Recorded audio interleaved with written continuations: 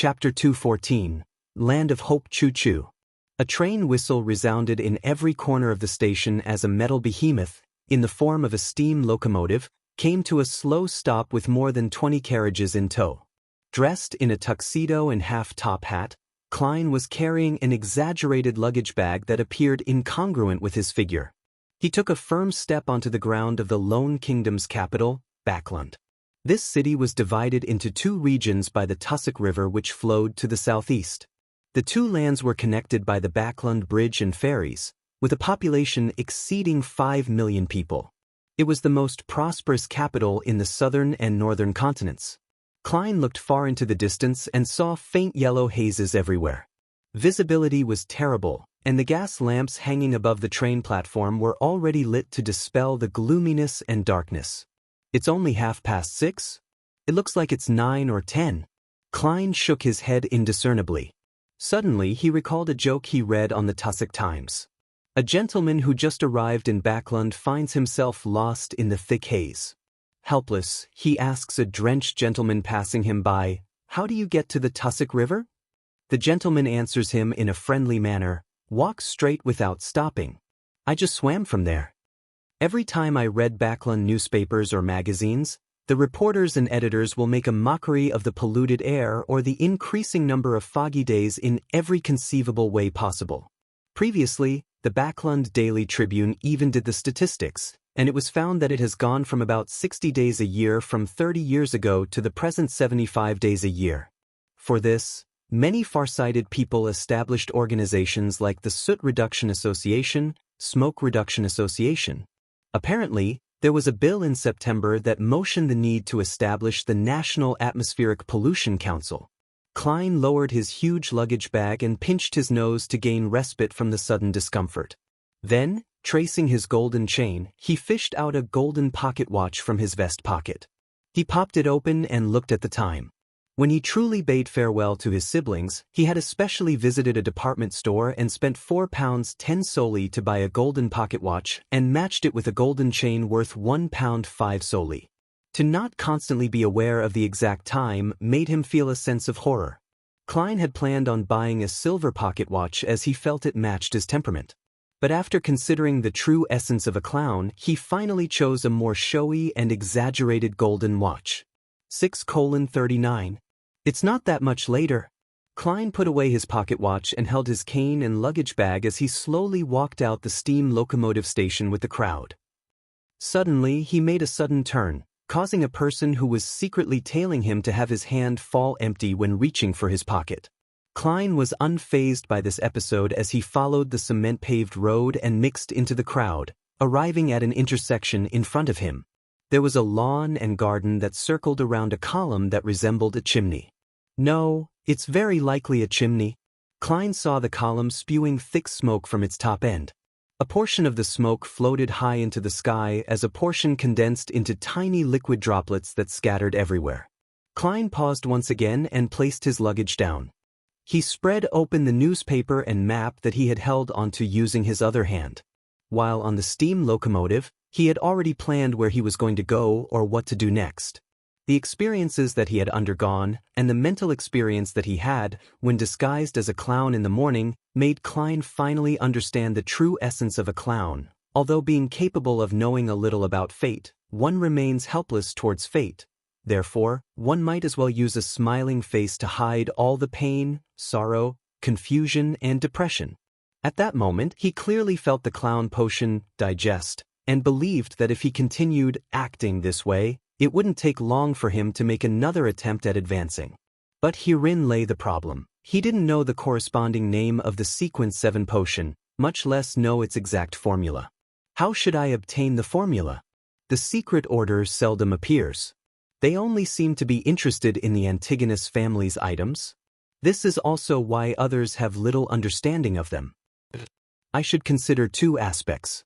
1. I need to come into contact with the local Beyonder circles and see if I can find clues.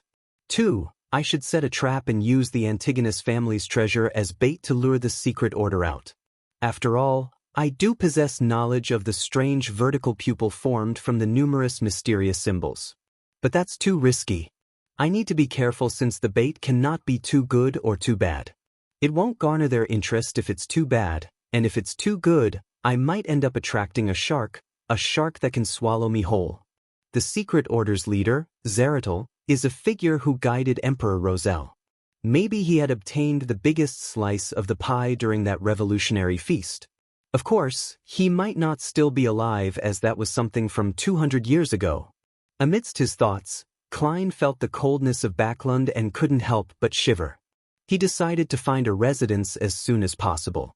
He flipped through the papers and once again browsed through the rental section and saw a circled advertisement. 15 Minsk Street, Cherwood Borough, Terrace House. Weekly rent of 18 solely. Klein had thought this through very carefully about the area in which he was to stay in.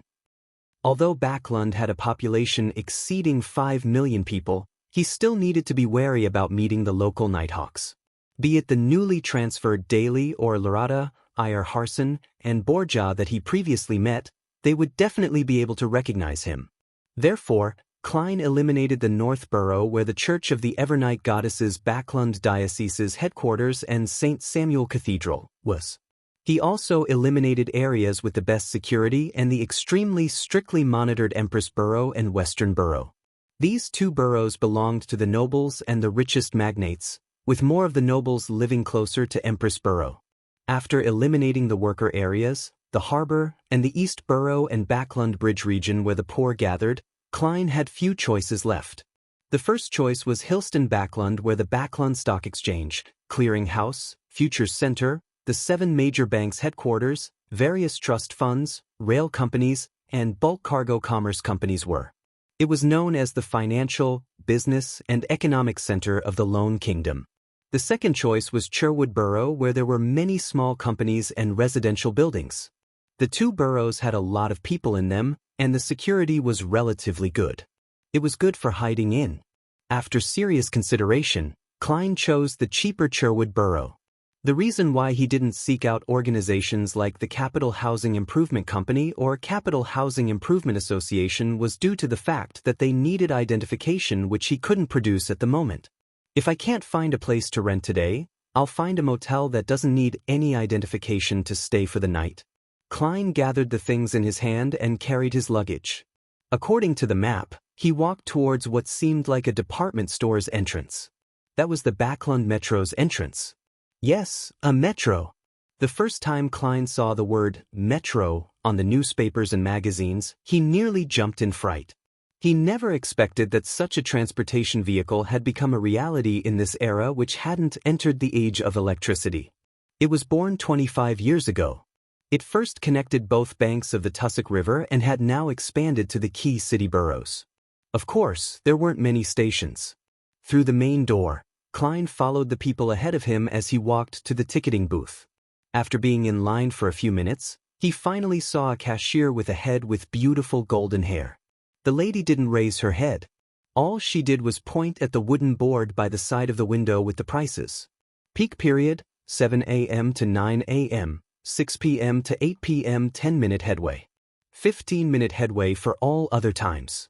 First-class seat, 6 pence second-class seat, 4 pence third-class seat, 3 pence. Return trips are respectively 9, 6, 5 pence. Annual pass first class, £8 second class, £5 10 solely third class. No annual pass, it's cheaper than I imagined. There's actually no distance restriction. Melissa would definitely love this more than a horse carriage. This is the culmination of machinery. Klein thought as he suddenly felt upset. He revealed a brilliant smile and fished out 4 pence and handed it to the cashier. Second-class seat. Smith. The cashier tore a ticket and stamped it before handing it to Klein. After finding the line that led to Cherwood Borough and passing through the not very strict security checks, Klein went down the flight of stairs and quickly came to the platform. He followed the labels on the ground and found the corresponding location for second-class seats. Choo-choo. He didn't wait long before he heard the chugging sound of the train and the thunderous steam whistle. He saw a huge steam locomotive, its large and meandering body, together with its black metallic luster and complex machinery, mixed together to form a unique beauty. Backlund's metro still used steam locomotives. The smoke that they spewed was specially designed to enter a pipe above and travel through a chimney out into the world. This was also the true usage for the lawn and garden out on the streets. Amidst the screeching sound of metal, Klein first waited for the passengers to alight before carrying his cane and luggage over slowly. He then allowed the conductor to check his tickets. Unlike the third-class seats, the second-class seats were one person to a seat, so there were no concerns about having one's seat snatched. Just as Klein sat down, stowed away his luggage, and leaned on his cane, he suddenly heard hurried footsteps. He subconsciously looked towards the door and saw a thin, adolescent boy rush into the carriage. The boy was wearing a coat that didn't suit his age. He wore a rounded top hat and carried a ragged haversack. He kept his head very low. "I'm sorry. I got on the wrong carriage. I'm from third class." He showed his ticket and apologized to the passengers before briskly walking towards the third-class carriage. Klein retracted his gaze and once again confirmed his destination as he waited for the doors to the carriage to close. At that moment, he heard chaotic and hurried footsteps. He then saw a few men dressed in black coats and half-top hats rush into the carriage. Are they chasing after that 15-year-old boy? Klein instinctively had such a thought. He shook his head gently and continued reading his newspapers and map, just like the other passengers on board the carriage. Chapter 2:15. Mrs. Sammer, did you see a teenage boy? He's wearing an old coat. One of the men who dashed into the carriage asked the conductor fiercely. Klein glanced at the man through the corner of his eyes. He was thin and hardy, his skin a dark shade from prolonged exposure to the sun. His eyes were much more recessed than the typical Lone Kingdom citizen. A Highlander? Or a mixed blood? He nodded thoughtfully. In the middle of the northern continent, the point where the Hornacis mountain range began, there was a highland which was extremely hot and dry. Most of it belonged under the Fanapotter Kingdom, while the area west belonged to the Intis Republic. The area to the east belonged to the Lone Kingdom.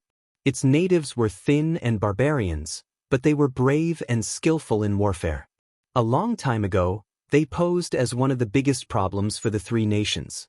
But with the advancement of gunpowder and the changes in the way war was carried out, these Highlanders eventually recognized reality and submitted. A large number of them left the highlands and entered Backlund, Trier, Fanapotter City, and the various flourishing cities or ports in the northern continent. Some were workers, while others became grunts of the local triads. They dared to kill and showed no fear of thorny situations. The conductor was a man in his 20s. He shrank back when he heard that as he pointed in the direction of the third-class carriage. "I saw him. He went that way." The leader, wearing a black coat and half-top hat, nodded indiscernibly. He led his men and rushed to the third-class carriage and showed no concern towards the surrounding passengers. "If I were that boy, I would have already alighted from the third-class carriage." As Klein read his newspaper, he began letting his thoughts stray. About a minute later, the train whistled as the carriage doors closed. The steam metro began speeding up as it cruised along. But at that moment, Klein suddenly sensed something as he looked up to see the door leading to the other second-class carriages. The teenage boy walked slowly into the carriage wearing his old coat and round top hat while carrying a ragged haversack. He looked adolescent and had refined facial features. His red eyes were staid and solemn. Impressive. He alighted from the third-class carriage and circled around to enter from the first-class carriage again? Was he afraid that his pursuers had partners waiting inside the metro station? Klein was slightly surprised. He felt that the boy's handling of the situation was rather mature and careful. He was much better than most people in their 20s. He clicked this left molar lightly and secretly activated his spirit vision. He scanned the boy and saw that he was in a state of fatigue. His emotions were tense and he was dispirited. However, he still maintained a blueness that represented calm thinking. Impressive at his age. Klein mumbled silently as he lowered his head and continued reading his papers. The boy didn't notice that he had been scrutinized by a beyonder as he headed for the third-class carriage once again. The rest of the journey happened stably and calmly. Klein arrived 20 minutes later at one of the 3 train stations in Sherwood Borough. He took a rented carriage for nearly 10 minutes before finding Minsk Street. According to the descriptions in the papers, he came to Unit 17, which was next to Unit 15, and pulled the doorbell. Cuckoo, cuckoo. As sounds reverberated inside the house, a mechanical bird that didn't look too fancy popped out from above the door. It was about the size of a palm and was made up of gears and other parts. It constantly nodded its head and let out the sound of a cuckoo bird. Not a bad toy. It's just not very well crafted. Klein made an objective assessment. Nearly 20 seconds later, the dark door was pulled open. A young maidservant dressed in white and black looked warily at Klein and asked, "May I help you?" Klein smiled and waved his cane, which was now wrapped with the newspapers. "I'm here to find Mrs. Sammer about renting a house. I'm guessing it hasn't been rented out?" The full name on the newspaper was Stellan Sammer. "Not at all. Please wait a moment." The maidservant bent her back politely. She rushed inside and reported to her mistress. Moments later, she came out again and ushered him in. She then helped him place his cane and luggage in the foyer and hung his coat and hat on a clothes rack in the same place. A warm blast of air inundated him, dispersing the chill Klein had brought in. He scanned the area and first saw a uniquely designed fireplace. He saw pieces of red, smokeless charcoal burning inside. Sammer's living room was rather big. It was nearly equivalent to the entire Moretti's first floor in area. Certain areas were decorated with carpets or oil paintings of beautiful sceneries. The maidservant brought Klein to the sofa and said to her mistress in a pale yellow dress, "Madam, the guest is here." The mistress was in her 30s. She had blonde hair and blue eyes. She looked rather pretty and had preserved her youthfulness well. She held a silver-inlaid feathered royal fan in her hand. As she was at home, and the fireplace made for a warm environment, she didn't wear anything around her neck, revealing her white bosom and shiny long neck. "Hello there, Mrs. Sammer." Klein pressed one palm to his chest and bowed. Mrs. Sammer smiled in a reserved manner. "Good evening. Please have a seat. Do you wish for some coffee or tea?" Klein sat on the sofa and answered frankly, "Tea, please." "Julienne Marquis black tea," instructed Mrs. Sammer. She then turned her eyes to Klein and asked, "How might I address you?" "Sherlock Moriarty. You can call me Sherlock." Klein had long thought of a fake name. At that moment, he caught a whiff of a fragrance from the kitchen and saw complicated pipes. Heh, those are my husband's designs. Although his actual job is a manager at the coin company, he's a machinery enthusiast. He's also a member of the kingdom's soot reduction association. Mrs. Sammer noticed Klein's gaze and explained with a smile. "Mrs., there's no need to go into such detail. I'm not here on a blind date with your husband." Klein lampooned as he said without his smile waning, "Mrs. Sammer, I wish to rent the Unit 15. Mrs. Sammer straightened her back as she sat elegantly. She said with a smile, "I have to remind you of certain things. Unit 15 doesn't have such pipes, reclining chairs, card tables, mahogany kitchen cabinets, fine porcelain, silver cutlery, gold-plated tea sets, or removable carpets." She pointed at the things in her house as she introduced them, one after another. After she was done, she added, "It originally belonged to my elder sister and brother-in-law, but due to a business failure, my brother-in-law had no choice but to move to the southern continent. They have a plantation at Balham. However, I don't agree with their choice. This is just too unfair for my niece and nephew. There are no good grammar schools there, not even a good home tutor." "Mrs., that's not something I would like to know." Klein nodded sincerely and said, "Apart from the weather, there's no place in the southern continent that can compare with Backlund." His agreement satisfied Mrs. Sammer greatly as her eyes darted slightly. "This house still has a 3-year lease. I wish for you to pay a year's rent at once. 18 soldi a week. The use of the furniture will cost 1 soldi. I can collect a deposit of £50. Klein shook his head and smiled. "Mrs. Sammer, you should be able to tell that I just arrived in Backlund. I don't know what will happen to me in time. To pay £50 for a deposit will lower my ability to resist any risks. My limit is half a year. £25. He still planned on renting another one-bedroom apartment in Backlund's East Borough. He would use it to change his clothes, undergo disguises, and shirk off any tailing. It was necessary for what he planned to do. Stellan nodded slightly and asked, "Have you studied at grammar school?" Klein chuckled and said, "Yes, I later self-studied history." "Do you have any identification with you?" asked Stellan casually. "I'm sorry. I was in a hurry when I left home and forgot to bring it with me." I forgot to introduce myself. I'm from Mid-Seashire." Klein deliberately used the accent his classmate, Welch, often used. When he said, "forgot," it reminded him of Captain Dunsmith. The smile on his face turned even more brilliant. At this moment, the maidservant, Julianne, brought a cup of black tea over. The cup was porcelain white with classic flowery patterns. Some areas were plated in gold. Klein took a sip and found the fragrance distant. The mix of sourness and sweetness were perfect, and it was clearly much better than the side black tea he often drank. Very authentic Marquis black tea. He complimented with a description which couldn't be faulted. Mrs. Stellan Sammer curled her lips and said, "Then, let's do half a year's rent. £25. Klein thanked her and engaged in a few minutes of idle chatter with her until another maidservant found a service contract from the study. After both parties signed the contract, Klein counted £25 while feeling the pinch and pushed it to Mrs. Sammer. Stellan counted it silently before smiling. "Mr. Moriarty, I believe you'll be finding a job in Backlund?"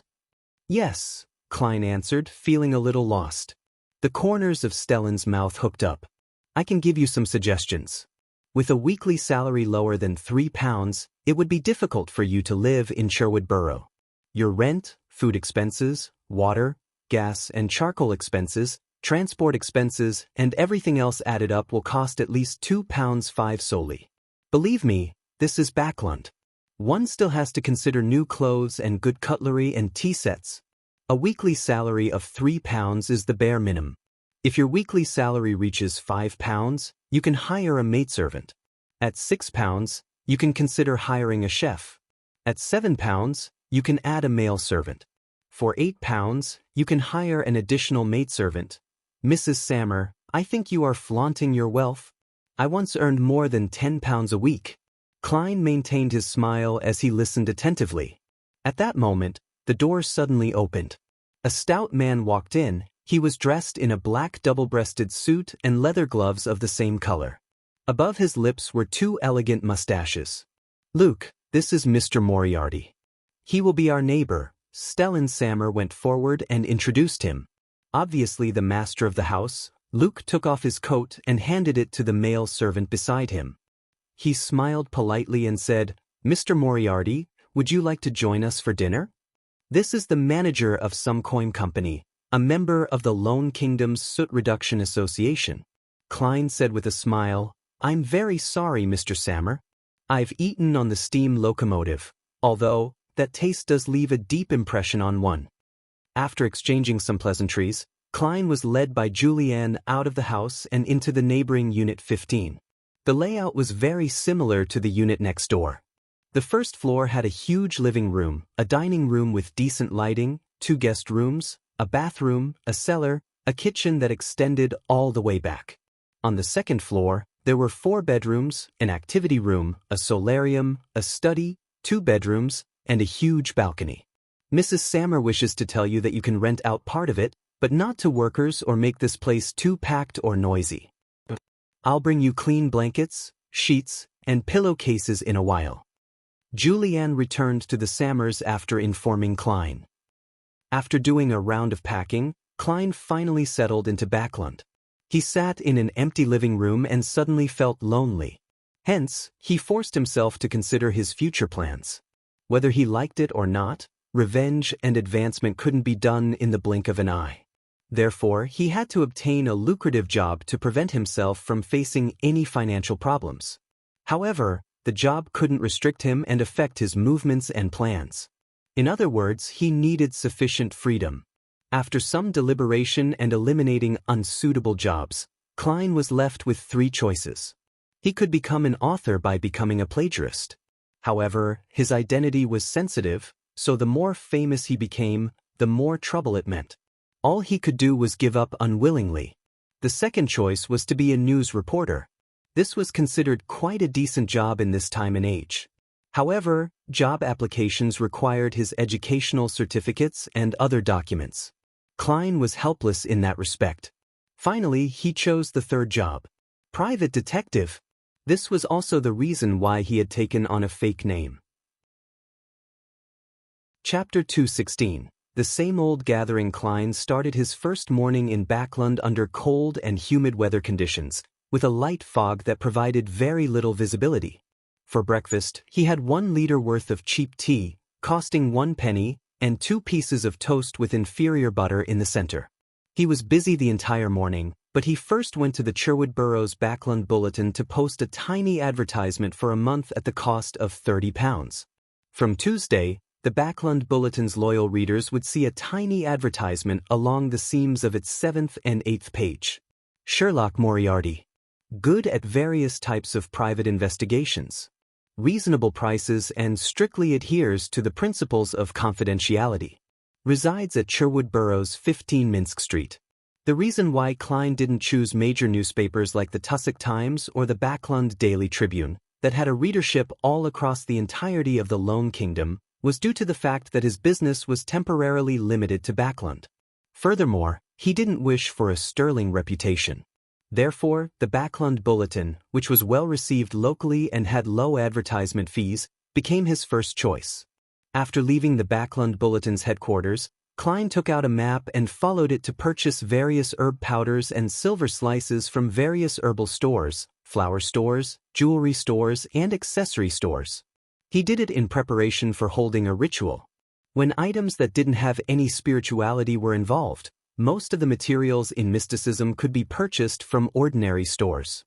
However, they weren't all under one roof, requiring him to visit many stores to collect them.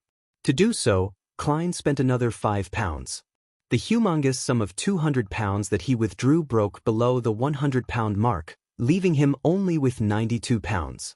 Spending money is as easy as drinking water. Klein found a small cafeteria nearby and ordered a black pepper steak worth 8 pence.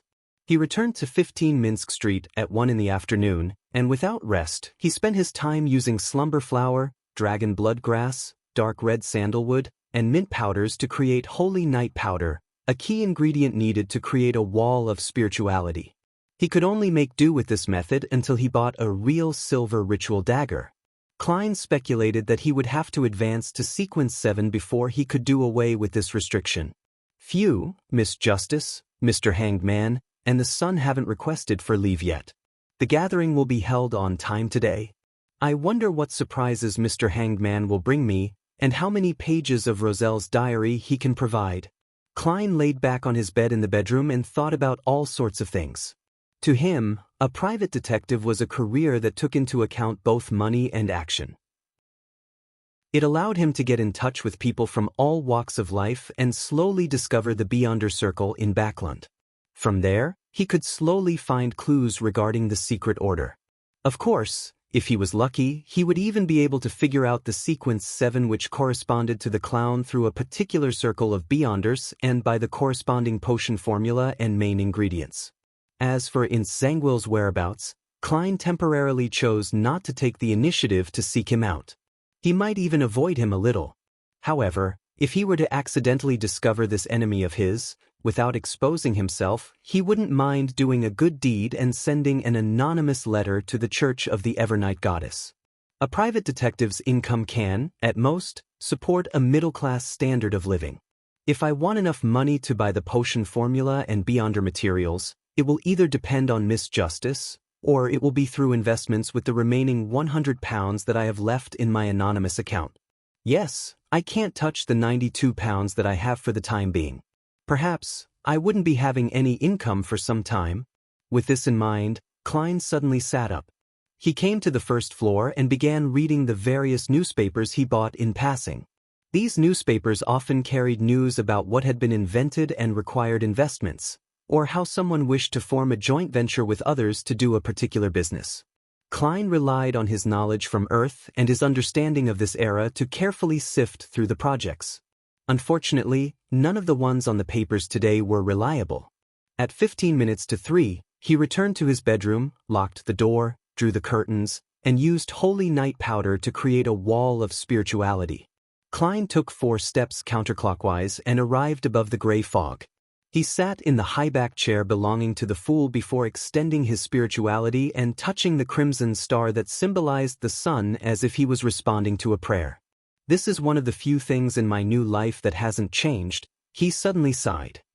In an area outside of the City of Silver, in a grayish-black tower that was half-collapsed, 9 members of a patrol squad were gathered around a blazing bonfire, chatting about their experiences in the past few days. There were also a few other team members guarding the perimeter, prepared for any possible attacks that might break out from the darkness. Many of the City of Silver's Beyonders had used their blood to teach them a lesson. At all times, never let your guard down.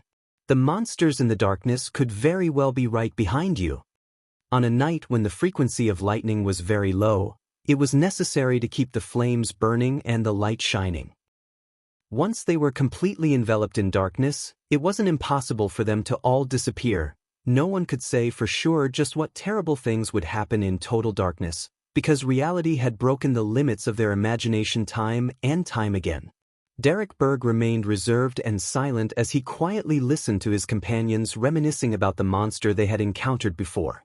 It was a humanoid monster with eyes covering its entire body. In order to finish off the monster, their patrolling team suffered a heavy price with 5 injured, and 2 of them severely injured. Suddenly, Derek's vision blurred, and he felt himself being enveloped in a thick gray mist. In an inexplicably faraway place, in the depths of the gray fog, a blurry figure sat on an ancient high-back chair, looking down at him. "Prepare for the gathering." The Fool's voice echoed in Derek's ears, but none of his teammates were aware of it. After withdrawing his gaze and observing the area for more than 10 seconds, Derek moved to the very edge of the fire, leaned against the broken wall, and pretended to be asleep. Ever since he found out that the members of the 6-member council and Elder Lovia were unable to discover the existence of Mr. Fool, he gradually believed that as long as he didn't carelessly reveal any clues, he would be able to quietly attend the Tarot Club's gathering above the gray fog even under the gaze of others. Backlund, Empress Borough. Using the excuse that she was tired, Audrey returned to her bedroom. She curbed her excitement and didn't pace back and forth. Instead, she sat quietly on the bed, waiting for Mr. Fool's summoning. Father was busy communicating with the other members of Parliament about the proposed bill, and the Beyonder Guard isn't tailing me constantly. Thank you, Goddess. My life has finally returned to normal. 2 weeks have passed. Mr. Hanged Man must have prepared the pituitary gland of a mature rainbow salamander. I'm about to advance to sequence 8. Audrey thought with sparkling eyes. To her, this was even more exciting and worth looking forward to than the £30,000 bounty and the large plantation worth at least £8,000. Finally, she saw the familiar illusory crimson surge towards her like a tidal wave, drowning her. On an ancient-looking sailboat, Alger Wilson locked the door to the captain's cabin and sat behind a sextant and the ship logs. He kept memorizing the contents of the thick stack of sheets in front of him. After the investigations, he left the bustle of Backlund without any qualms after being rewarded by the upper echelons and returned to the sea, carrying a batch of secretly copied Roselle diary pages. After digesting the seafarer potion, I'll be able to advance normally. My contributions are enough for me to trade for the formula and ingredients. However, this will expose the fact that I know the acting method. There are advantages and disadvantages. Alger shook his head, suddenly distracted. At that moment he felt the summoning of the Fool. His mind suddenly recalled the face of Rear Admiral Hurricane Kalangos, whose flesh and blood quickly rotted as pieces of his face peeled off. Alger instinctively lowered his head, allowing the crimson tide to engulf him. Above the gray fog, inside the palace that looked like a giant's residence. Having activated his spirit vision, Klein examined Justice, the Hanged Man, and the Sun to confirm their current states. Audrey was about to happily greet everyone when she suddenly saw the Hanged Man gesturing to her before rushing to speak before her. Mr. Fool, I've obtained 19 pages of Roselle's diary this time. Here, I must thank you for sending your adorer to help me get rid of Kalangos. These diary pages will be the compensation I should pay. 19 pages? Not bad. Klein didn't talk much about the adorer as he smiled faintly. That is the principle of equivalent exchange. As expected of Mr. Fool. A pirate admiral with a mystical item was nothing to him. From the looks of it, I don't have to mention my claiming of the bounty. I wonder how many high-sequence beyonders Mr. Fool has as his adorers. Audrey had begun to use the word he, him, or his to refer to the fool without realizing it. Upon hearing the fool's answer, Alger said humbly, "The limit of my current memory is 6 pages. Please allow me to give them to you over separate occasions." "No problem." Klein, who was surrounded by thick gray fog, nodded gently. The Sunderic looked at the pages that appeared before the hanged man and was very curious about the contents of the diary. With his previous experiences, he believed that the items that Mr. Fool was interested in definitely contained many mysteries. He looked at Miss Justice, and when he saw that she didn't have the impulse to ask, he cautiously maintained his silence. Soon, the 6 pages of the diary were complete and came into Klein's hands. Audrey and the others began to wait quietly. They were already used to such things. Klein looked down and read the first page. December 16th. I managed to contact the pathetic fellow who's trapped in the storm and was lost in the darkness. Finally, there's a follow-up to one of the previous pages of the diary. Klein was delighted and he became more focused. He called himself Mr. Dorr and tried to teach me a complicated and difficult ritual. He wanted me to help him return to the real world and promised to fulfill 3 of my requests. Does he think I'm stupid? I've lived for more than 60 years over my 2 lives. Does he think I can't tell that this is the usual manipulation done by evil gods and devils? But the history of the 4th epoch that he described was truly interesting. Chapter 2:17. Mr. Dorr's description. Mr. Dorr? This naming style is very similar to mine. I wonder what was the real name of this pathetic fellow who was lost and trapped in the deep darkness amidst the storms is, and what his sequence is.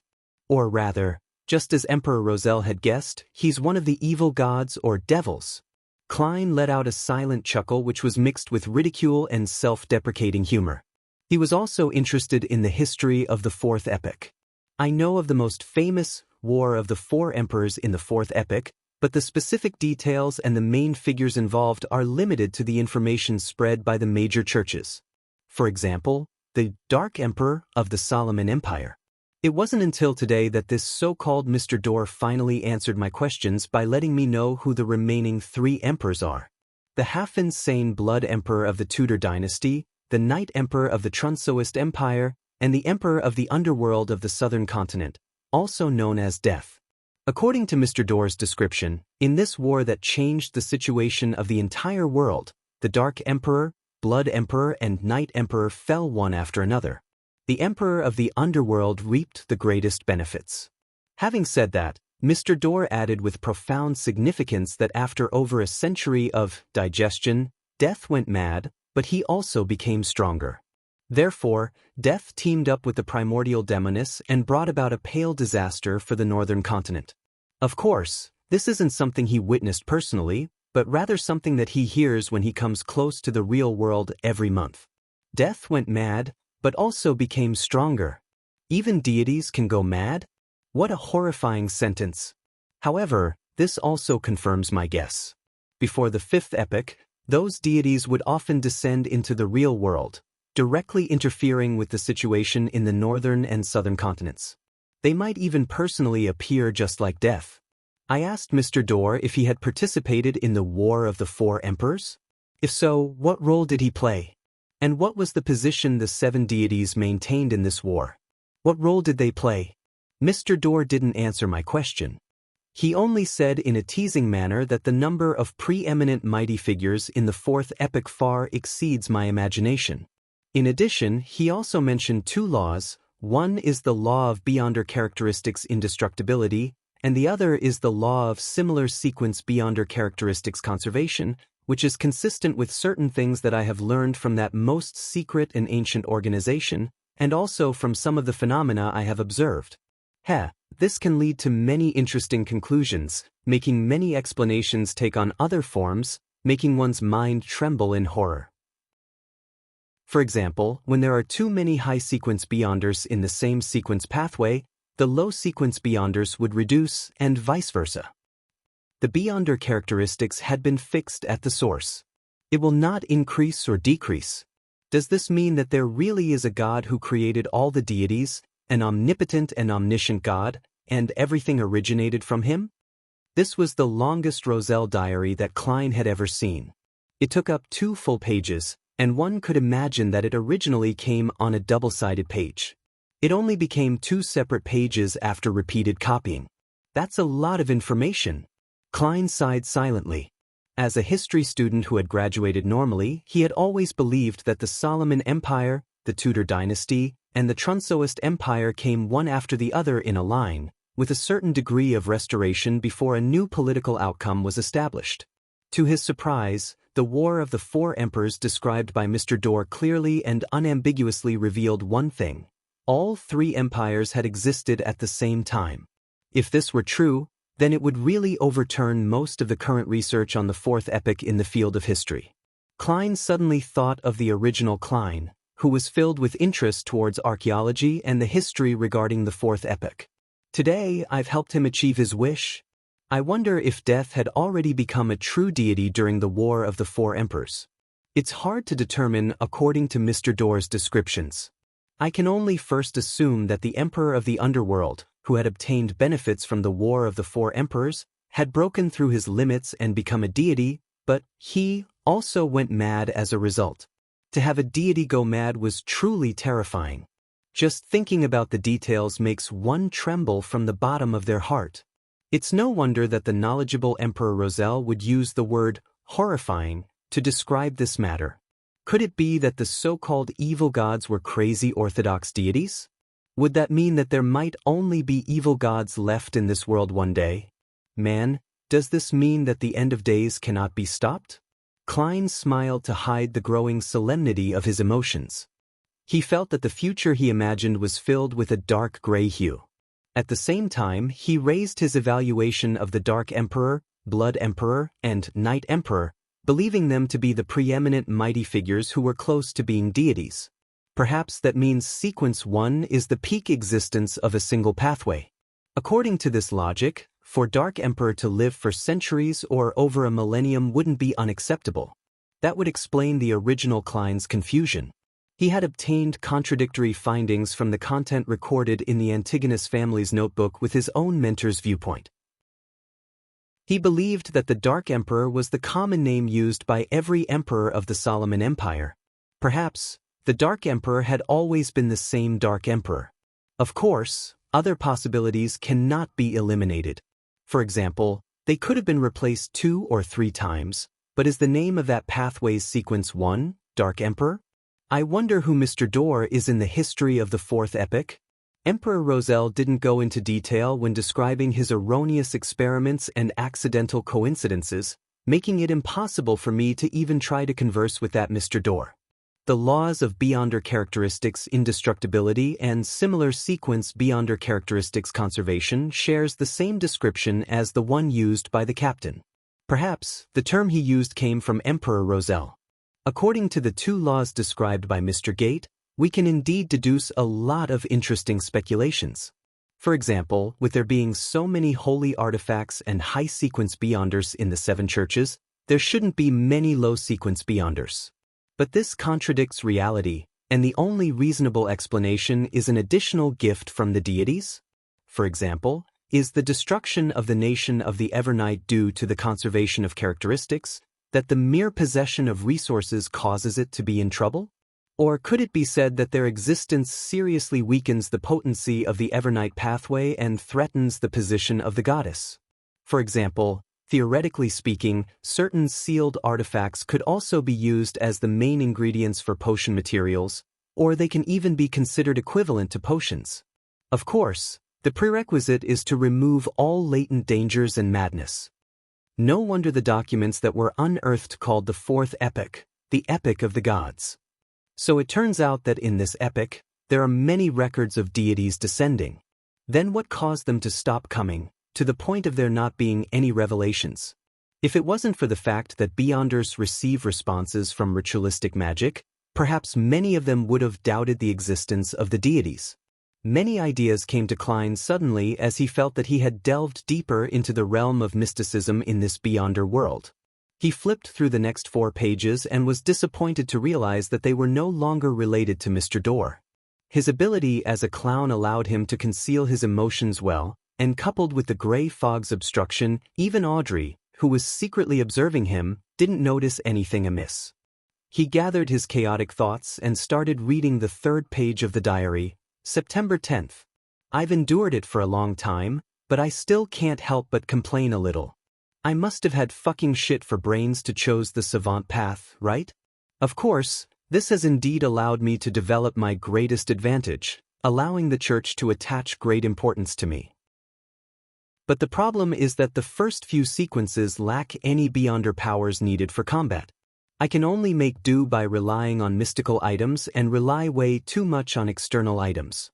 For example, Sequence 9 Savant only has extraordinary abilities in memory, learning, and practical skills. For example, Sequence 8 Archaeologist gains a strong physique and corresponding ancient knowledge, and they can only barely apply some ritualistic magic. For example, Sequence 7 Appraiser, whose ability is to quickly identify mystical objects, allowing them to avoid hidden dangers to the greatest extent. For example, Sequence 6 Artisan, who can produce machinery wonder but not very powerful beyonder objects. Apart from that, one's standard in ritualistic magic will be enhanced. It's no wonder its modern name is Machinery Specialist. Comparatively speaking, the Sequence 7 Warlock and Sequence 6 Scrolls Professor of the Mystery Prior Pathway are sufficiently tempting. It would be great if only the church has the complete sequence and that the hidden sage doesn't exist. However, I finally received some good news. After I advance again, I'll gain beyonder powers, combat powers that I can call my own. Sequence 5 Astromancer. Its modern name scares me a little. It's actually called Astronomer. Am I going to end up as an all-powerful mad scientist? Heavens have mercy on me. I was only a second-tier student at the college entrance examination. It had to be said that Emperor Roselle had a strange talent for making jokes. Even the recently dispirited Klein couldn't help but twitch his mouth, wishing to light a candle for this senior. Study hard and improve by the day is indeed a wise saying. He lampooned and remembered the unique trait of the Church of the God of Steam and Machinery. They lacked beyonder powers when it came to combat, but they were good at making and using items. After flipping to the 3rd page of the diary, Klein continued reading. June 2nd, the kingdom has created chaos, again and again, instigating wars without being able to completely destroy the Fasak Empire, the Lone Kingdom, and the Phaenopotter Kingdom.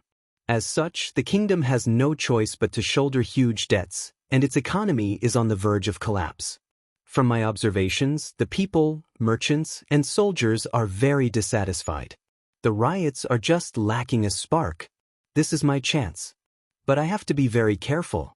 The Sauron family has witnessed the history of the 4th epoch and is an ancient family with a high possibility of having high-sequence beyonders. I need the support of the church, as well as gain a tacit agreement with the Church of the Eternal Blazing Sunday. I can't appear immediately. First, I'll let the rebels destroy order before I end it all as a protector. Consul Roselle Gustav. I like that name. Chapter 218, Free General Knowledge, June 3rd. After discussing with Edwards and the others, I gave up on the idea of reaching a tacit understanding with the Church of the Eternal Blazing Sunday.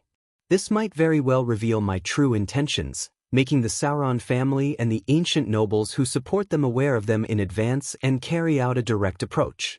That would make matters extremely difficult and dangerous.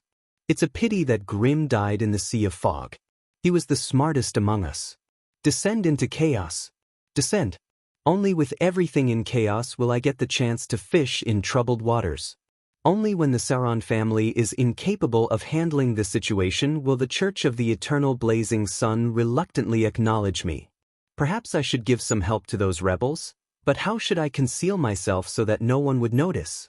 June 4th, Zeratul from the Secret Order came to visit me in incognito very suddenly. And then?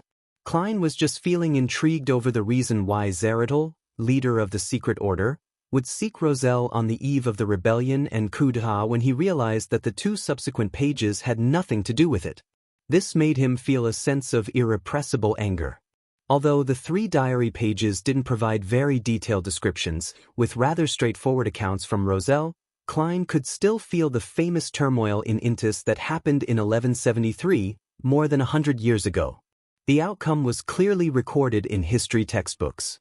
As a colonel, Republic quashed the rebellion and enacted political changes. The Intis kingdom was transformed into a republic, with him acting as a self-appointed consul. In the following 19 years, he reformed the penal code, encouraged inventions, and protected the Industrial Revolution. He greatly increased the country's strength and fought wars both north and south, making Lemberg, Meissen, Segur, and other countries protectorates under the Intis Republic. He also made the 3 mighty countries on the northern continent, the Faisac Empire, the Lone Kingdom, and the Feinapater Kingdom, bow their heads. At the end of 1192, almost 20 years after his appointment as consul, Roselle converted the Republic into an empire, declaring himself Caesar. Less than 6 years later, he perished in the White Maple Palace, ending the 5th epoch's most legendary piece of history to date. The more he thought about it, the more he felt that there was more to Roselle's death than what appeared on the surface. It was just like how this famous historical event definitely had power struggles amongst Beyonders behind it, and that a Beyonder faction had leveled the situation, unlike the descriptions in textbooks. As expected, one of the so-called 4 horsemen of the apocalypse, Grimm, died in the Sea of Fog. In a previous diary page, Roselle had written that there was something wrong with this horseman. It seems to have something to do with the tiny island where they discovered many extraordinary beings. Not only was it a fortuitous encounter, but it was also a dangerous one. Klein thought of a previous entry and turned to the 5th page, feeling emotional. The contents of this page are of little value. They consist of Roselle's comments after drinking an 1128 Ormer red wine, the disillusion of finding the woman who had gained his adoration in his youth to be aged and out of shape, as well as a degenerate summary of a certain period when he was addicted to playing cards. The 6th page was about the same as the first one, with accounts of his daily life. However, the last one made Klein's eyes light up. April 8th, I have to send someone to investigate the secret order to get more information. I can't repeat my passiveness from before. I can't let Zeratul lead me by the nose anymore. So, did you discover anything, Comrade Roselle? Since Klein couldn't find the rest of the information, he could only force himself to calm down and wait for the next gathering when the hanged man would hand over another 6 pages. He knew that an investigation from over 100 years ago was unlikely to help him find any clues related to the Secret Order Association. After all, over such a long period of time, other than the special ones, many of the high-sequence Beyonders would have already died of old age, not to mention the middle or low-level members. However, Klein believed that this would help him obtain inspiration and grasp the precise identity and activity patterns that the Secret Order often used. Putting down the 6 diary pages, Klein tapped his right index finger on the edge of the long bronze table, slowly moving his gaze from Miss Justice to the hanged man, and then to the sun. Right, in the diary just now, there was a line Emperor Roselle described, God who created all the deities, an omnipotent and omniscient God. This is very similar to the customs of the City of Silver. Where did he hear this from? Could it be from that most ancient and secret organization which controls the world from behind the scenes? This organization was established before the forsaken land of the gods was forsaken? Suddenly, Klein had a new idea. He said with a low and gentle smile, Roselle mentioned some hidden history in his diary, and mentioned some simple general knowledge. The latter reminded me of something that I don't recall informing you all. Audrey suddenly fell into a trance. She immediately turned her body around and looked at the very top of the ancient long table in pleasant surprise. Mr. Fool is taking the initiative to mention the contents of Roselle's diary? What would it say? She was so excited and thrilled that she completely forgot that she was a spectator. Compared to her, the hanged man, Alger, was much more composed. However, the subconscious straightening of his back heartlessly betrayed him. Only the sun, Derek had always believed that the items of interest to Mr. Fool contained many mysteries, but he didn't know anything about Emperor Roselle and didn't know what this name represented in the northern continent. Thus, he just found it difficult to hide his curiosity and didn't reveal any unusual behavior. Mr. Fool, did Emperor Roselle mention some general knowledge? I'm willing to pay for this information, Audrey couldn't help but say. However, I want it to be communicated to me privately. She added silently in her heart. Klein chuckled and said, "There's no need. This is very simple general knowledge." After reading this part of the diary, as the summoner of the Tarot Club, I feel it's necessary to let all of you know this. Of course, I'm very certain that some of you are already aware of this. He was mainly referring to the sun. The City of Silver had a history of 2,000 to 3,000 years, so it was impossible for them to not discover the law of Beyonder characteristics indestructibility. Moreover, they were in a relatively extreme environment. Even if the surrounding areas had no lack of monsters in the darkness, there would still be times when they failed to obtain the corresponding materials.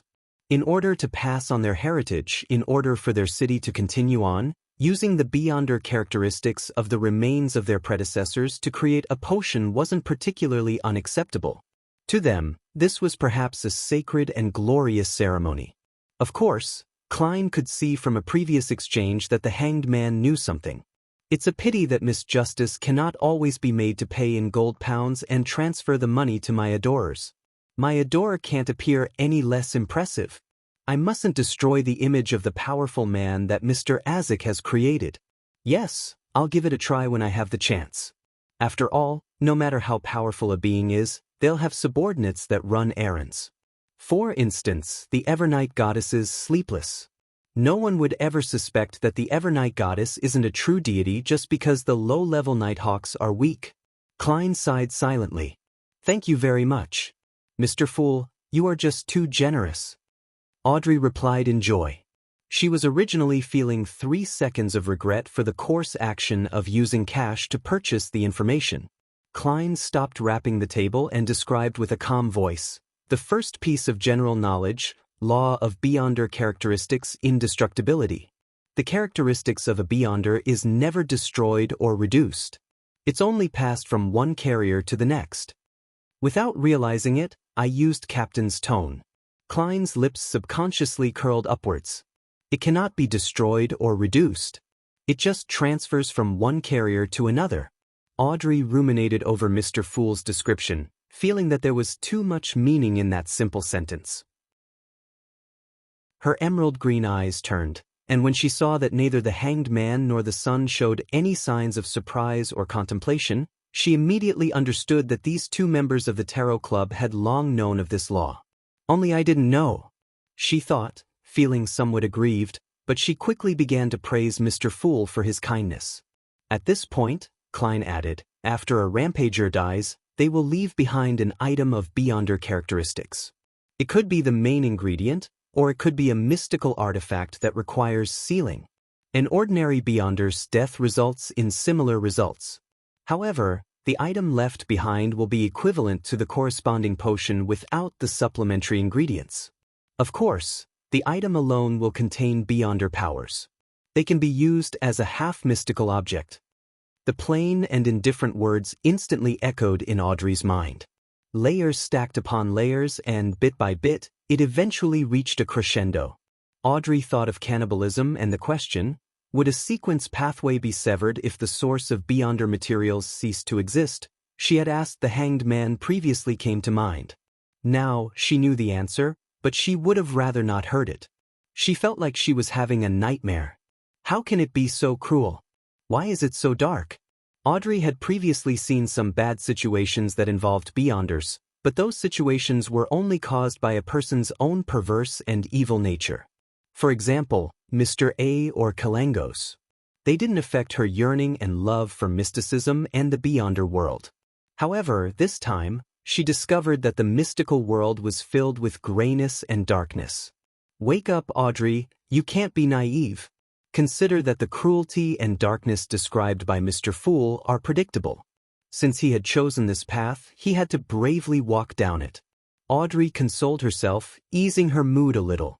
She saw that the hanged man and the sun were making only habitual movements and appeared to understand what had just been said.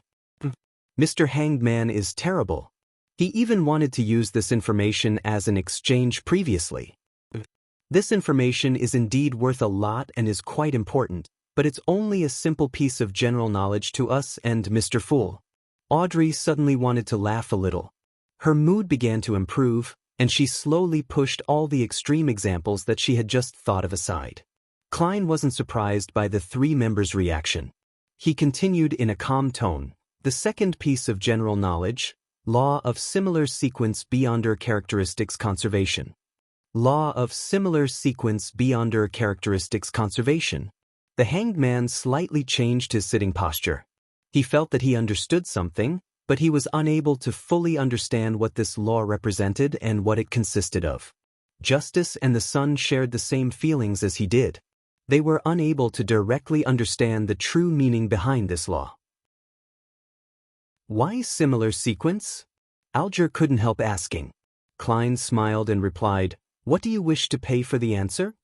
One of the ideas he had was that general knowledge was free, but any explanation required a fee. This both matched his status and didn't waste the information. Free things cost the most. Chapter 219, Explanation. If the fool had simply mentioned that there was some simple general knowledge contained in Roselle's diary, the hanged man, Alger, wouldn't necessarily be determined to pay the price for the answer, partly because the description of it being simple killed his curiosity. Another aspect stemmed from his constant wariness against making trades with the fool, as it reminded him of the examples when deals were made with evil gods and devils. But now that he knew the so-called contents of simple general knowledge, his interest was piqued. Yet, he was unable to understand parts of the description, much less gain any actual or deep grasp of the concept. Therefore, he couldn't hold back his urges to ask in absolute reverence, "Mr. Fool, what kind of payment do you want?" "Yes, yes." Justice Audrey nodded her head nearly indiscernibly but very frequently, indicating that this was something she wanted to ask as well. Although the son Derek remained silent and didn't make any additional body gestures, the look he gave to the fool explained everything. Klein, who was waiting for such a response, smiled and said, "Information regarding the secret order." The secret order, the hanged man Alger muttered to himself. He wasn't unfamiliar with this term. He had once received payment for explaining to Miss Justice about many secret organizations, including the secret order. Audrey and Derek both frowned subconsciously. The former's only understanding of the secret order was limited to what the hanged man had described. And the latter had never even heard of such an organization. Klein had long anticipated what the son would feel, but he wasn't surprised. According to his conjecture, the area where the City of Silver was located should have been a part of the third epoch after the appearance of the first blasphemy slate and before the appearance of the second blasphemy slate. It was even possible that it was the direct catalyst or manifestation of the cataclysm. The Zeratul family had only stepped onto the stage of history in the fourth epoch, and the secret order was created in the latter half of the fourth epoch. There was no way both entities could have existed in the same period. It would surprise Klein if the son were to know about the secret order. He would then have to overturn some of his speculations, reconstruct his knowledge of the City of Silver, the forsaken land of the gods, and the Zeratul family. After nearly 20 seconds of silence, Alger looked at the fool in the gray fog, deliberated his words and said, "I will accept this request and help you gather information regarding the secret order. Can you make payment in advance?" It wasn't surprising that a suspected deity was interested in an ancient and secret organization, therefore Alger wasn't puzzled about it. More importantly, after many gatherings, he had a guess in his mind, which was that Mr. Fool's state wasn't perfect, that he might be in a predicament, that all his attempts and the actions of his adorers on the northern and southern continents were to help him break free from his confines. This might even be related to the huge secret of why the seven deities no longer descend upon the real world after the fourth epoch. A thought flashed through Alger's mind, and he shuddered as he felt himself entering the realm of the gods. Upon hearing the hanged man's request, Klein leaned back in his chair and nodded. "No problem. If the information you have collected exceeds the value of the answer, I will provide you with further compensation. As for the circumstances in which the value of the answer was lacking, it is naturally up to the esteemed Mr. Fool to decide. If he has the ability to make the additional payment, so be it. If not, forget it. Klein silently added. Justice Audrey's eyes lit up all of a sudden. She raised her hand and said, I want to partake in this deal. Klein laughed and replied, sure. Frankly speaking, his main target was Miss Justice because she was a local of Backlund and she had mixed herself into several Beyonder circles. Her access to information in the land of hope far exceeded his, considering it was his first time in the capital. She was also more informed than the hanged man who was out at sea most of the time. According to the earlier revelation he received from his divination, Klein believed that the clues related to the secret order would appear in Backlund and not anywhere else. The son Derek listened quietly and after some thought, said, I'm willing to use the payment I reserved and exchange it for the answer. In the previous three-way deal, he had traded the Sequence 8 telepathist formula for Sequence 9 Bard. Klein had promised to compensate him, and his choice at the time had been to save it up and prepare for the subsequent potion formulas and main ingredients. Klein nodded his head and gave an explanation that he had long prepared. The so-called similar sequence refers to how high sequence Beyonders are exchangeable with other pathways. Let me give an example. The Death Pathway's Sequence 5, Gatekeeper, can not only be advanced normally, but one can also choose the Giant Pathway, which is the Gatekeeper Pathway's Sequence 4, Demon Hunter. This won't lead to the danger of losing control, nor will it accumulate madness. It's different from taking the wrong potion. Of course, if it's not a similar sequence, a semi-deranged state is the best result. Exchangeable. Audrey blurted out, surprised and delighted. She was surprised that sequence pathways weren't completely fixed, that they didn't need to follow the original path all the way. The price of switching wasn't being semi-deranged and never to advance again. Within the 22 divine pathways, there were special circumstances and sequences which were similar. And what delighted her was that she had another chance to choose again in the future. It was just like being able to select something that caught her interest at Philip's department store. It was a wonderful experience. So that's how it is. Algiers silently muttered to himself, suddenly feeling like he had understood several things at once, and he had resolved many of the doubts accumulated in his past experiences. This information is way too valuable. As expected of Mr. Fool. So-called simple general knowledge is enough to shock and awe most low-sequence Beyonders and benefit them immensely. He sighed inwardly. Derek the son was a little disappointed because he had no intention of changing sequences. He wanted to be the sun that lit up the darkness and dispelled the curse.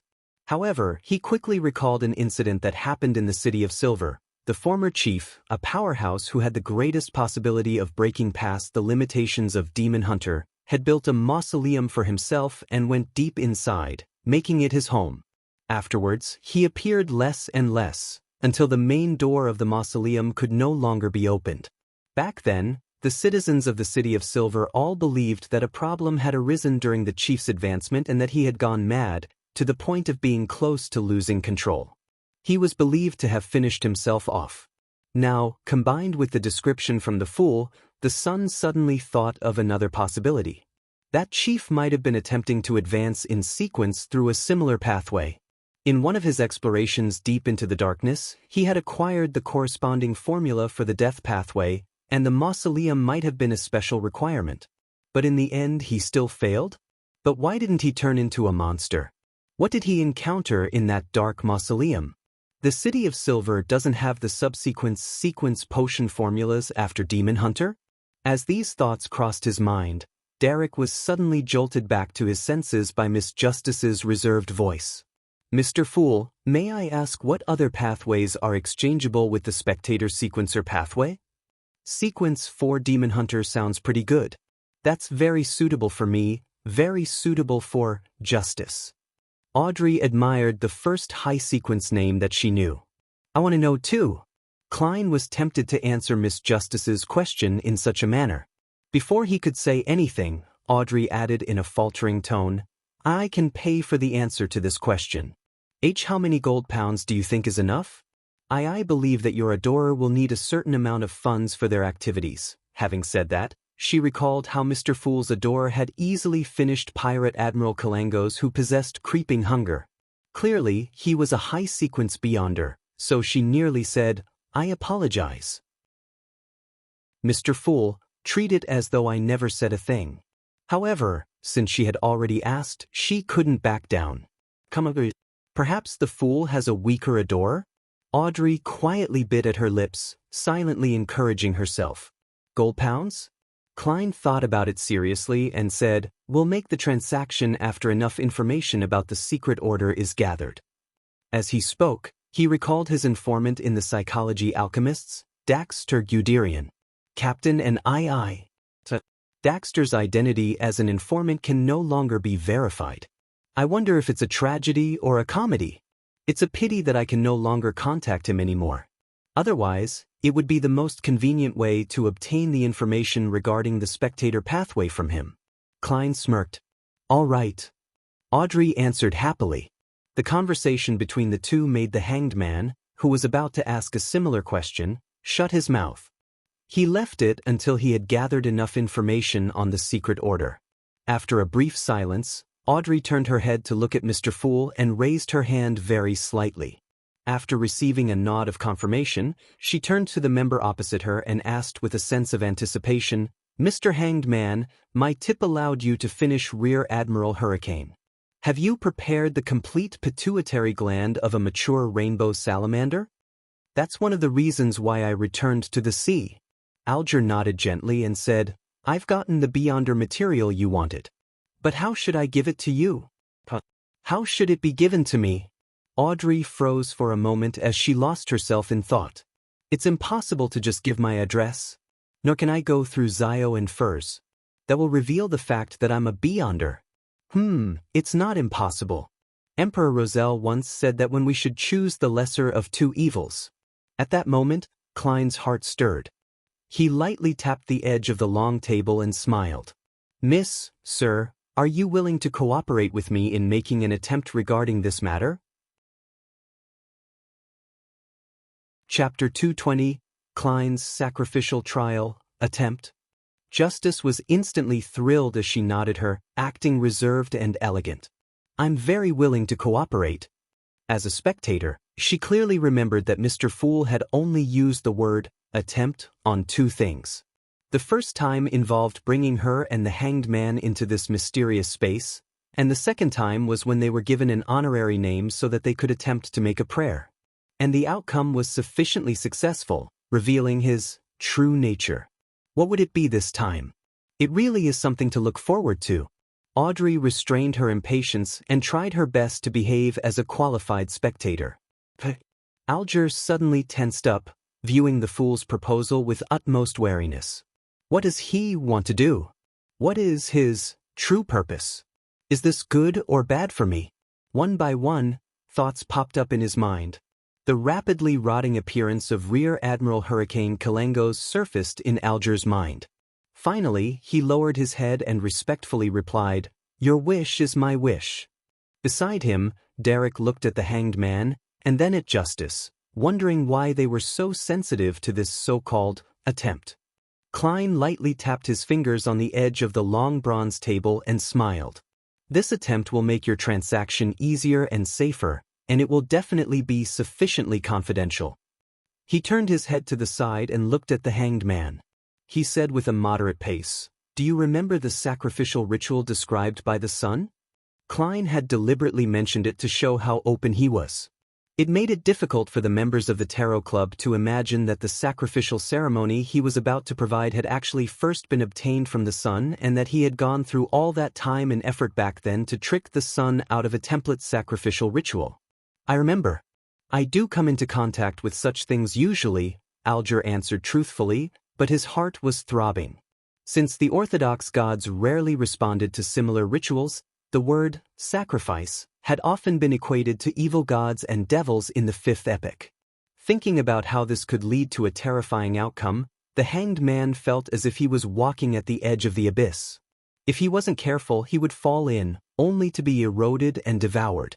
Klein followed his plans and didn't provide further explanations. He nodded slightly and said, "My idea is for you to sacrifice the Beyonder material to me through the ritual and I'll bestow them to Miss Justice. A transaction like this will be beneficial for both of you." "That can be done?"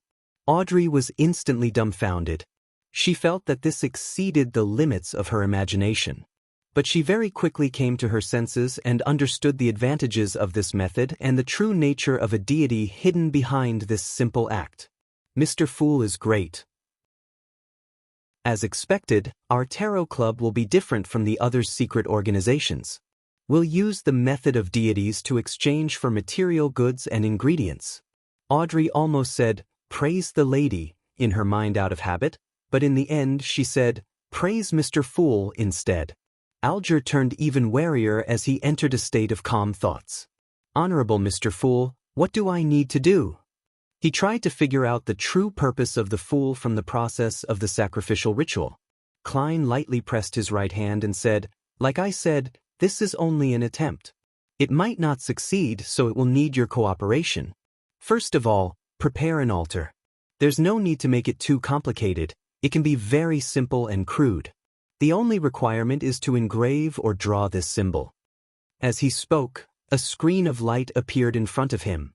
On it was the symbol of the hidden, pupilless eye, and the mysterious symbol of the partial contorted lines, the same symbol on the back of the fool's chair. After previous experiments without using materials with spirituality, Klein was certain that the sacrificial ceremony he designed could create an illusory gate above the gray fog, similar to the door of summoning. However, his strength alone couldn't construct a stable channel, and he could only use the uniqueness of the mysterious space above the gray fog to complete the sacrifice. Therefore, he was 90% confident that the ceremony would be successful. The only problem was if an ordinary passageway could be constructed using ordinary materials that contained spirituality, or did it need to be Beyonder materials as well as a sufficient number of them. "I'll let Miss Justice and Mr. Hanged Man bear the cost of this experiment." In any case, they knew from the very beginning that the Tarot Club was a product of an attempt. It can be foreseen that there would be other attempts subsequently, and failure is inevitable.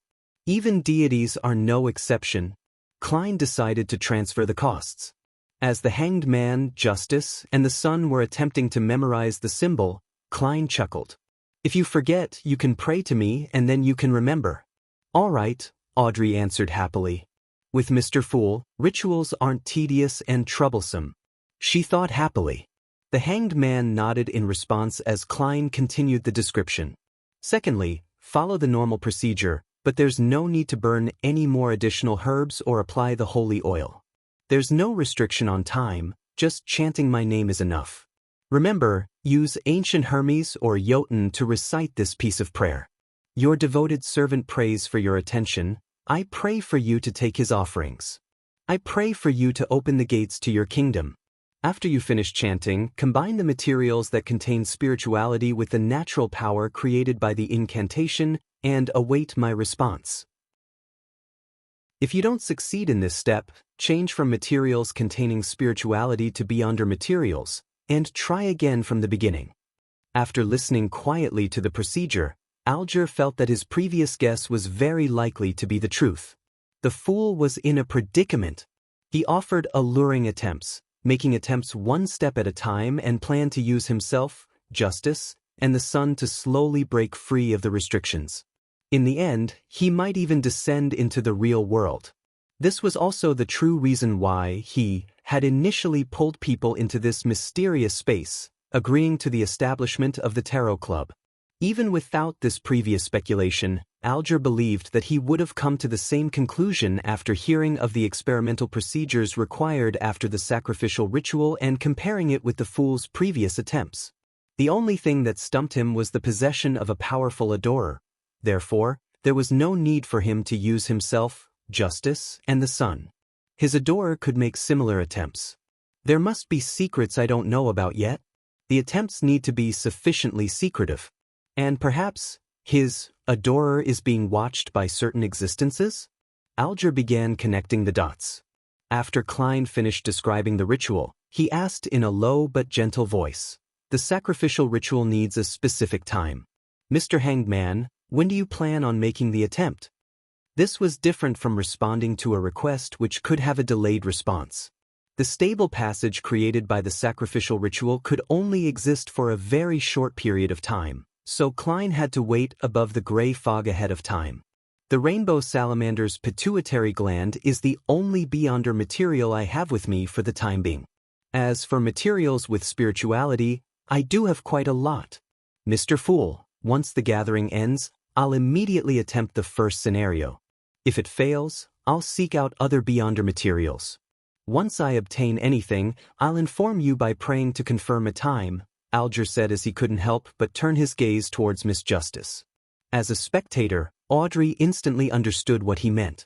She answered without the slightest hesitation, "If any additional beyonder materials are required, I'll compensate you afterward. I can't guarantee the specific type of material you would want." As expected of the wealthy Miss Justice, the fool couldn't help but sigh before chuckling. "We have come to an agreement." He looked at Justice and said after some thought, "Once Mr. Hanged Man's attempt succeeds, I'll inform you of the bestowment ceremony." "All right." Audrey was entirely confident with Mr. Fool's abilities. After answering the question, a sudden thought struck her as she realized that the exchange of money could also be done through this method. Of course, this was only if the attempt was a success. "I wonder if items without any spirituality would work or not. I'll ask Mr. Fool again after the attempt is successful." Audrey's lips curled as she thought of the beautiful future. With the sacrifice and bestowment topic coming to an end, she deliberated for a few seconds before saying, "Mr. Fool, I've found 2 ladies suitable for our tarot club. They're both beyonders and have their own circle and resources in Backland.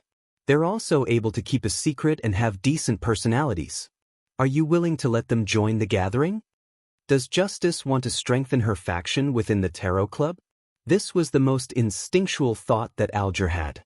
Derek was very interested in this matter as he looked sideways at Mr. Fool, waiting for his answer in anticipation. Klein appeared to be in a bit of a dilemma. Previously, he had imagined that the members of the tarot club wouldn't know each other, and they would then develop their own subordinates, forming a relatively tight and secretive organization. This way, even if a certain member was exposed, captured, or had their spirit channeled, it wouldn't have much of an impact on the tarot club. But Miss Justice's description just happened to hit his weak spot. He was hoping to find clues regarding the secret order and Lenivus by acquainting himself with beyonders with different circles and resources in Backland. If it's done through Justice, the person involved would eventually hold back. However, I'm not sure if it's possible to pull them up above the gray fog simply by reciting my name. In order to maintain his image, Klein didn't think too much and instead procrastinated on it.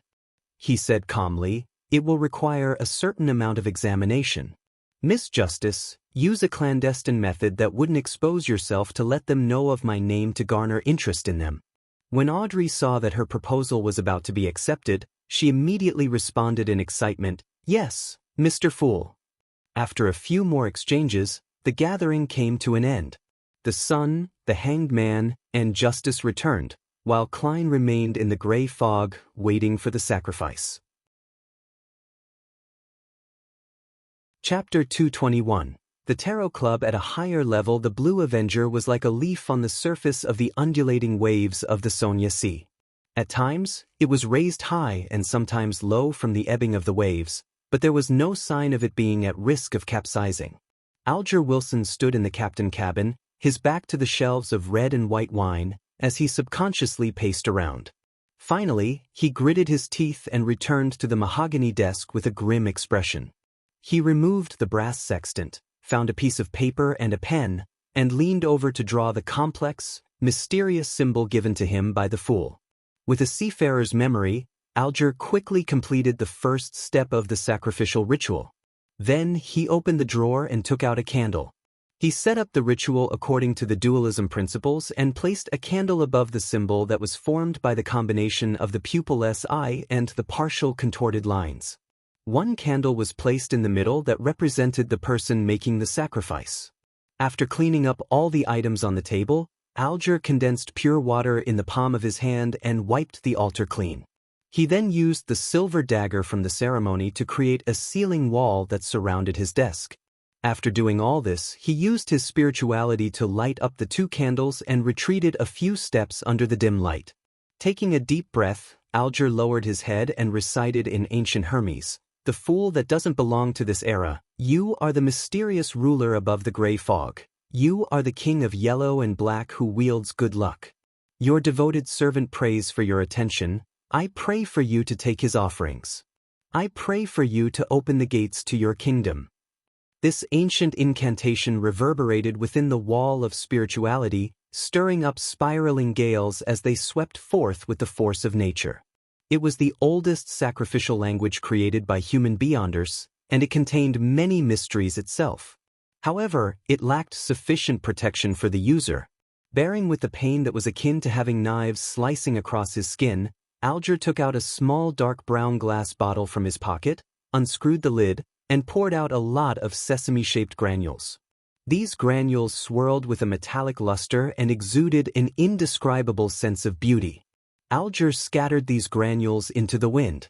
The gale grew stronger but was no longer tempestuous. It was dyed in 2 separate colors, silver and black. As they continued to collide and mix, the 2 differently colored winds were infused into the candle flame that symbolized the fool, burgeoning and tearing open an illusory ordinary-sized door. Its surface was carved with the same symbol that Alger had drawn. At this moment, Klein witnessed the appearance of the hazy door behind his high-backed chair.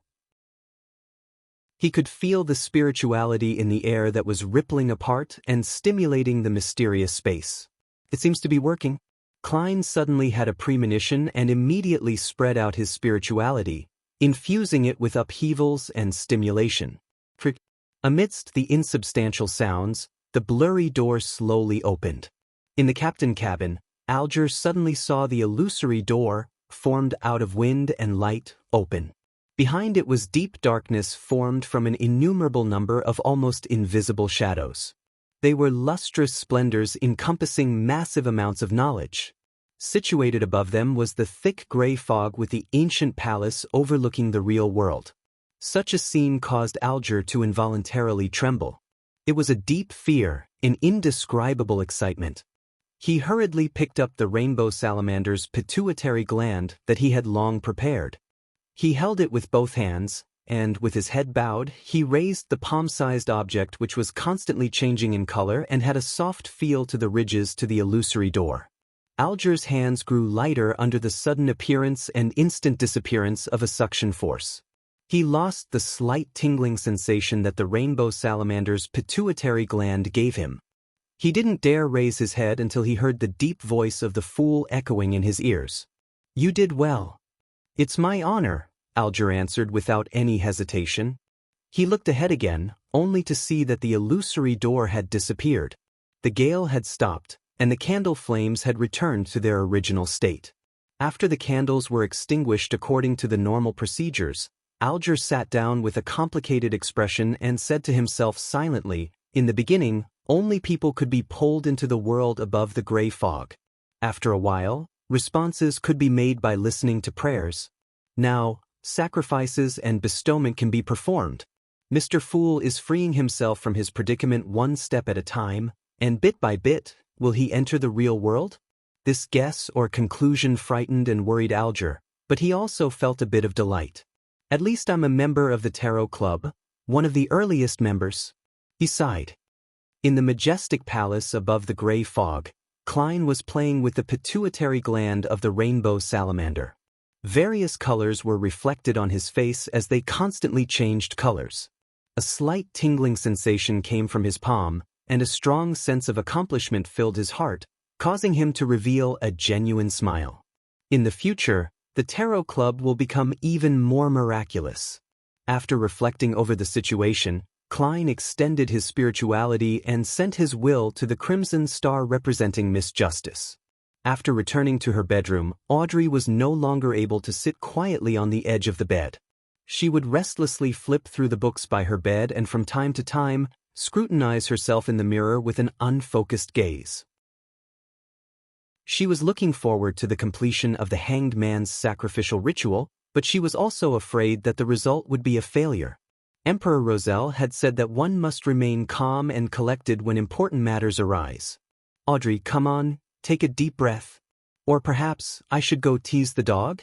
However, Susie can talk and think, so she's an entity with her own dignity. I can't just casually tease her. Audrey's mind wandered, her hand unconsciously wringing an ornate doll dressed in splendid clothing. After an unknown period of time, a thick gray fog suddenly appeared before her eyes, and in the depths of the fog, there was a lofty chair. Sitting there, the fool said with a smile, "Miss Justice, the attempt was successful. Have you prepared the materials that contain spirituality?" "That's great." As expected of Mr. Fool. Audrey forgot the hanged man's role in this matter. She held back her excitement and said, "Yes, I always have such materials with me." Audrey had been the same even before she joined the Tarot Club, but back then, she didn't know which materials could be considered to contain spirituality. She had merely moved them from the family treasury in accordance with the various essential oil formulas she had gathered. Klein nodded slightly and said, "When do you plan on holding the ritual?" "This is based on the premise that there are no Beyonders around you." "Does a Beyonder dog count?" Audrey looked at the tightly shut door, feeling a small tug at her conscience. "I can do it now," Klein tersely acknowledged. "The ritual's process is the same as I described previously. All you need to do is change the prayer to, 'Your devoted servant prays for your attention. I pray for you to open the gates to your kingdom. I pray for you to give me strength.' In addition to this, use the dualism method." Audrey thought it over, fighting the urge to nod, and she began preparing for the ritual. When the illusory door opened, and a scene even more illusory than the starry sky appeared, Audrey felt intoxicated in both body and mind. This is the mysterious world I've always been pursuing. This is the kind of feeling I've always wanted. She praised Mr. Fool wholeheartedly. It's faith towards the goddess, but for the fool it's worship. Audrey silently explained herself in her mind. Soon after, she was stunned to see that there was something on the altar. It was a soft object with lustrous color and was filled with ridges. The rainbow salamander's pituitary gland. Audrey felt a surge of joy in her heart. Her eyes lit up as she had the urge to step forward and grab it. However, her customs of etiquette took hold of her as she sincerely praised Mr. Fool once again.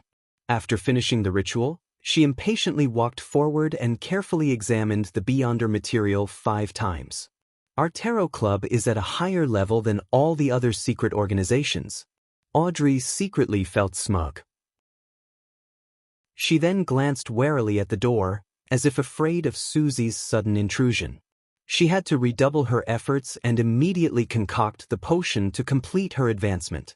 A few minutes later, she held a bottle of liquid that contained constantly changing lusters that could shine to the bottom of everyone's hearts. She confidently drank the telepathist potion and successfully tied through the integration stage with the Beyonder characteristics, achieving an advancement. The view before her seemed to clear up significantly, with a great increase in other aspects. Audrey familiarly used cogitation to restrain the dissipating spirituality. After her sequence stabilized, she smiled and walked briskly to the door, letting in the golden retriever. She saw the obvious suspicion on Susie's face. "You took far longer than usual." Susie didn't hide her thoughts. Audrey sat down on an ottoman and dryly laughed before changing the subject. "Susie, tell me, how should I secretly inform Zio and Furs about a particular matter without revealing myself, yet get them interested?" Before she finished her sentence, Audrey had begun to seriously ponder over the mission Mr. Fool had assigned her. Then she looked at Susie and Susie looked back at her. The human and dog both fell into deep thought at the same moment. After completing his goal, Klein returned to reality, slept for a little more than an hour before hurrying out the door. He spent £1 to buy a pair of gold-rimmed glasses, wigs, and a variety of mustaches that could be torn off and stuck on with adhesives. They were disguises he would need later. Before dinner, he made a trip to East Borough, the most crowded area and the most unsafe part of the city. He rented a 1-bedroom house at the rent of 4 soldi, 3 pence a week. He paid 2 weeks' rent and a deposit, coming up to a total of 17 solis. Only then did Klein complete all his early preparations. East Borough also left a deep impression on him. Most of the streets here were the same as Tingin's Lower Street, but the area that shared the traits was many times larger. The clothes of the residents here were old but decent. Many of them were dressed in shabby clothes with sallow skin and thin frames. It was as though they would turn into beasts at any moment due to their hunger or poverty. Therefore, gangs ran rampant in East Borough. When he got back to Sherwood Borough, Klein felt as if he had entered heaven from hell. For the next 2 days, he experimented with using his spirituality to perform the rituals and create charms. He no longer prayed to the goddess and waited for the effects of his tiny advertisements to bear fruit. On Thursday morning, Klein finally heard the doorbell ring. Chapter 222, The First Job Ding. A rope was being tugged, causing the doorbell and the sound it made to constantly tinkle and send its sound echoing throughout the spacious but relatively empty living room. Klein, who was seated on the sofa reading a newspaper to study the various investment opportunities, stood up. He was wearing a white shirt and a black vest without a bow tie, just like what one would wear at home. The first job in my career as a detective? But I can't always be at home, waiting for a mission to arrive.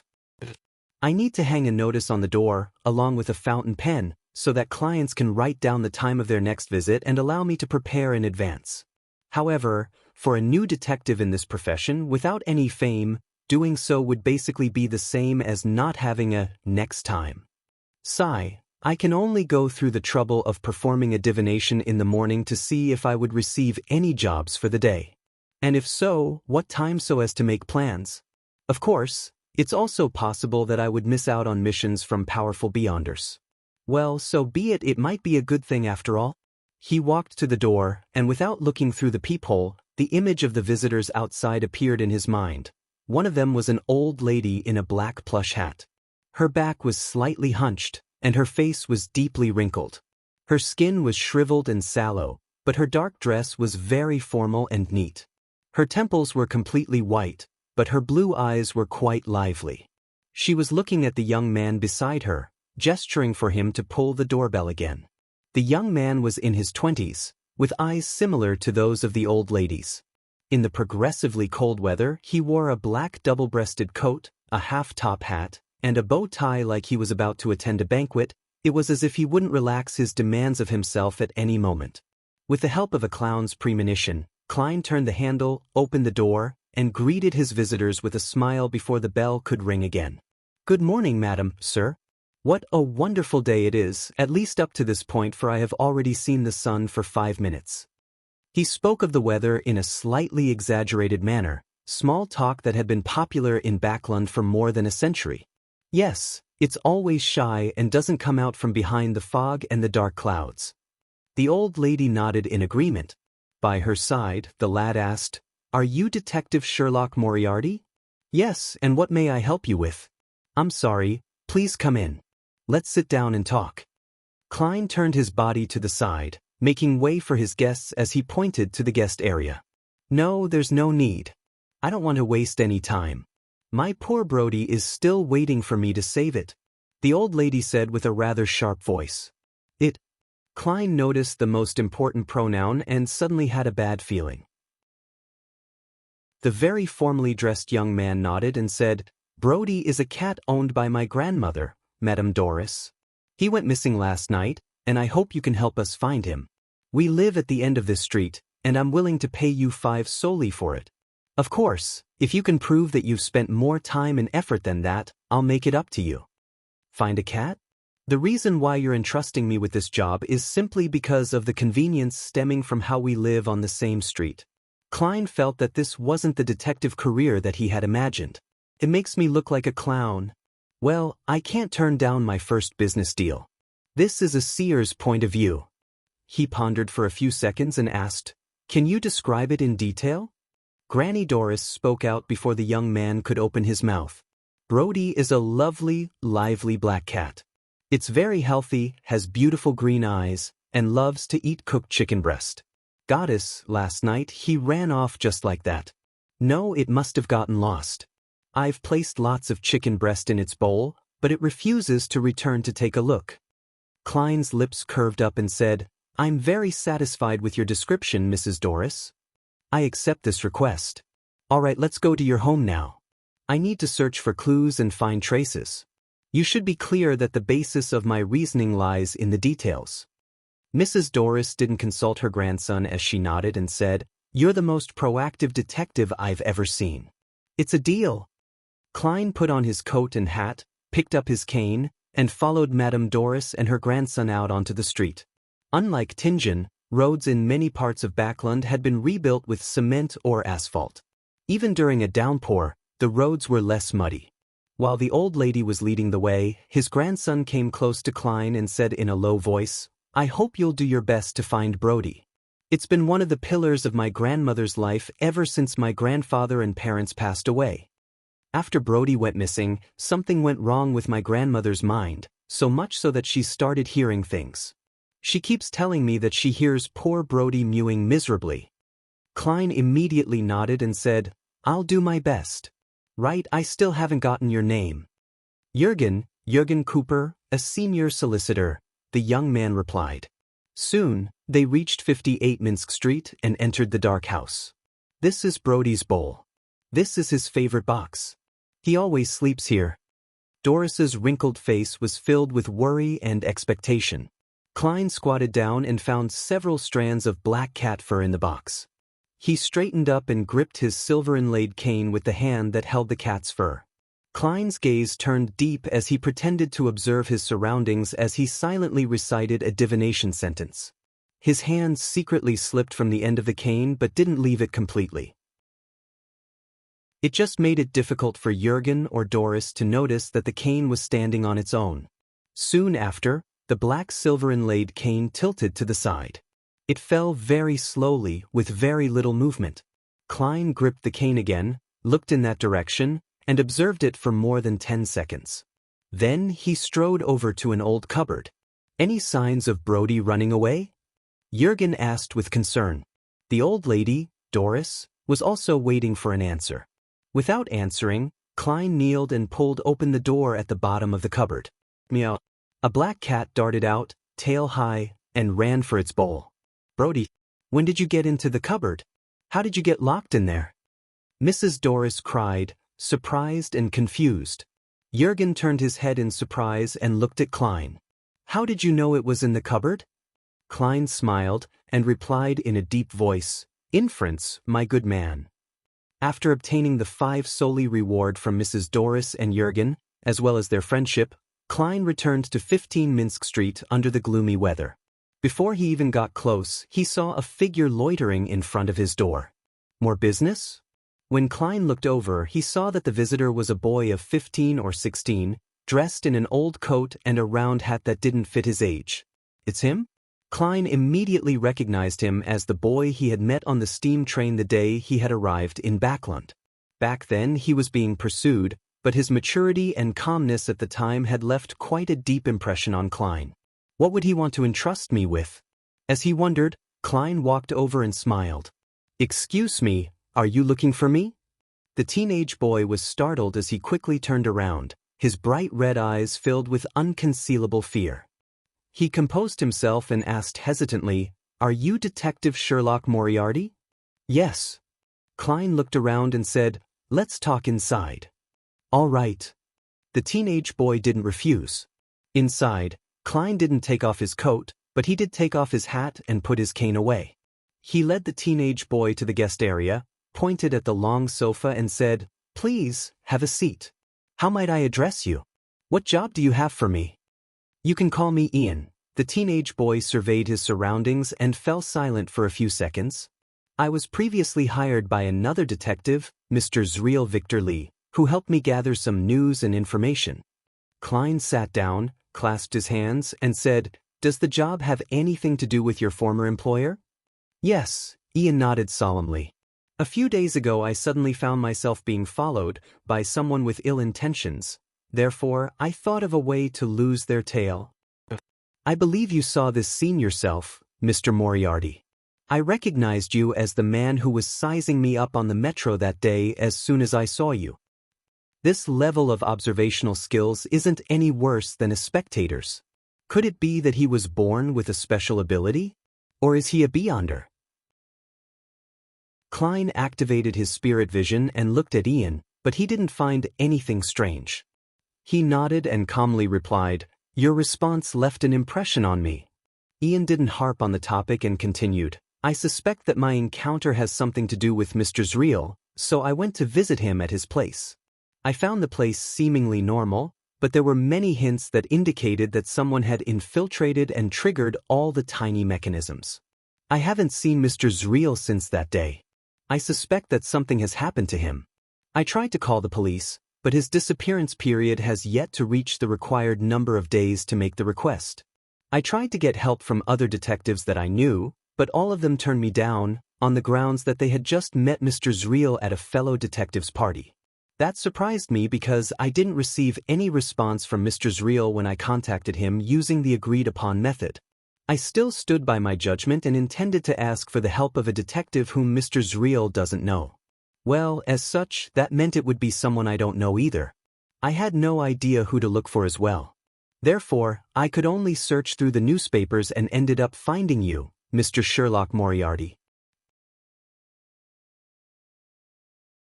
Chapter 223, Three Matters. Klein asked after listening carefully, "So you suspect that the Zriel whom the detectives saw was someone in disguise?" Holding his brown round hat, Ian replied as if he had already thought about it, "It's a possibility, but I think it's too difficult due to the huge risks involved. The party was at night, and it's true that the lights weren't very bright, but most of the people attending are detectives with keen observational skills. Just a wig, beard, or cosmetics can hardly hide from their eyes. Perhaps some beyonder powers can do it, just like how creeping hunger enables such an ability." There was a little trap in Klein's question. He wished to determine from the teenage boy's answer, the expression on his face, and his body language to determine if he had ever come into contact with beyonders, or if he knew things about mysticism. The initial answer was no. When Ian saw Detective Moriarty nodding slightly in agreement with his reasoning, he continued, "I believe that the detectives saw Mr. Zriel, but he wasn't free. He was in a controlled state in which he couldn't send out distress signals. The reason why he wasn't responding to my attempts to liaison with him is to probably signal to me that he needs help." A reasonable explanation. Klein released his clasped hands and sat back a little, making himself look more relaxed and confident. Ian fell silent for about 10 seconds before he said seriously, "I'd like to entrust you with the task of investigating Mr. Zriel and determine his current condition. All I need is confirmation." Considering that Ian was a semi-professional who had gathered intelligence and information for a detective, Klein had the intention to make his acquaintance. He smiled and said, "Then how much are you going to pay? You should be well aware that this may be very dangerous." Ian looked down at the pocket of his old coat and said after some deliberation, "There are two ways. The first, I can directly give you a payment that's enough to satisfy you. Afterward, regardless of whether the mission is simple or difficult, that will be all unless you suffer a relatively serious injury. Secondly, I could pay you £5 in advance, and when you finish the job, you can add on to the bill depending on the difficulty of the matter. But it's easy to cause a dispute, even if there's a contract." Klein pretended to be in thought and after almost 30 seconds, he said in a low voice, "Why don't we do it this way? You can pay me £5 in advance and help me with 3 things after the mission is completed. Don't worry, they won't be anything difficult. They will be within your capabilities, and it won't make you feel too uncomfortable. This can be agreed upon in the contract." Ian knitted his brows before standing up. He leaned forward and stretched out his right hand. "All right." Klein shook hands with him, pulled out a standard contract that he had prepared, picked up a round fountain pen, added all the details he had discussed, and stamped it with his fingerprint. After signing the contract, he gave the teenage boy, Ian, a stack of white paper and watched him write Detective Zriel's relevant information. After a while, he browsed through the information and casually asked, "How can I contact you if there's an emergency, or if I've confirmed Zriel's condition?" Ian pursed his lips and remained silent for quite a while. Only when Klein looked over did he reply in a somewhat stiff manner, "You don't need to contact me. I will appear at the right time." Without another word, he took out a thick stack of cash from the pocket of his old coat. They seemed to be stacked up in a very neat order, from high face value to low face value. Ian pulled out 3 £1 notes from the bottom, counted 6 5-soldi notes, and finally 10 1-soldi notes. When Klein saw that Ian had neatly arranged the notes, with even the portraits of the former kings facing up without a single mistake, Klein suddenly felt a bit frustrated. This is some late-stage obsessive-compulsive disorder. He silently exhaled and received the payment from Ian. According to his visual estimate, Ian had less than £3 left. He probably had all his savings with him. If I had asked for more, would he bail on me without paying? He doesn't look like the kind of person to do so, but one shouldn't judge a book by its cover. Klein folded the bills at random and stuffed them into his pocket, ignoring the untidiness. As such, he succeeded in seeing Ian's slightly twisted expression. I'll try to complete the investigation as soon as possible. Klein stood up and held out his hand as a gesture of bidding him farewell. Thank you for your help. Ian thanked him sincerely because the counteroffer was obviously a discount. Watching the boy who was more mature than his age leave, Klein stroked his chin and silently said to himself, "This matter goes deeper than it seems." Ian didn't mention anything about Zriel's recent investigations or what information he had been instructed to gather. Forget it. I'll handle as much as the money is worth. All I need to do is confirm Zriel's current condition. He turned around and walked back into the living room. While doing so, he fished a quarter-pence out of his trouser pocket. Ping! As the copper coin tumbled in the air, Klein's eyes turned dark as he muttered if there were any beyonder elements in the case he was handling. Then he opened his right hand and tried to catch the copper penny. Clang! The coin slipped from his fingertips and fell to the ground, rolling away. This result meant that the divination had failed. From the looks of it, Ian has withheld more things than I thought. The information is so lacking that I can't even obtain a vague divination result. He pursed his lips, took a few steps forward, and bent down to pick up the coin. That night, in the wee hours of the morning at 138 Rose Street, Backland Bridge, Klein had changed into a cheap light blue workman's outfit. His mouth, chin, and cheeks were covered with a black beard that, at first glance, made him look rough and savage. He wore a dark-colored cap and pressed it so low that it nearly covered his eyes. Such caps originated from the Intis Republic hunters. There were certain differences from the traditional deer-hunting caps the Lone Kingdom hunters wore. However, such caps had become popular among the lower-class populace of Backland. Hiding in the shadows of an Intis parasol tree by the side of the road, Klein studied the house across the street with the aid of the elegant gas lamps. It was Zriel's home. The detective was from Southville. His parents, relatives, and friends were all there, and he had come to Backland alone where he slowly forged a name for himself. He was still a bachelor and had only hired 2 temporary maids, the kind that came by every 3 days to clean up the place, without needing to provide them with food or lodging. At the moment, the terrace house he rented was pitch dark. Klein took off the silver chain inside his sleeve and let the topaz pendant hang down naturally. There's danger inside. There's danger inside. After repeating it 7 times, he opened his eyes and saw the spirit pendulum spinning clockwise, but very slowly. There's danger, but it's nothing serious, Klein muttered, and once again confirmed that he had his tarot cards, self-made charms, and holy night powder on him. After doing all this, he looked around, and taking advantage of the stillness of the night, he nimbly rushed across the street. There was no veranda, garden, or lawn as it directly faced the edge of the street. Klein went around to the side and easily climbed up the water pipe to the small balcony on the 2nd floor where clothes could be hung out to dry. Immediately following that, he took out a tarot card and slid it through the crack, opening the door to the corridor. Following Ian's drawing of the house's layout, Klein walked almost soundlessly to Zriel's bedroom. He lightly tapped his left molar and activated his spirit vision. Through the wooden door, he looked inside. Spirit vision could see aura colors through obstacles without spirituality. However, it was highly dependent on one's abilities. Currently, Klein was able to observe through wooden doors but was stumped by concrete walls. Furthermore, the scenes he could see weren't too clear. In his vision, he saw 3 humanoid auras in the bedroom behind the door. The colors were blurry and were located in different locations. There are 3 people lying in ambush?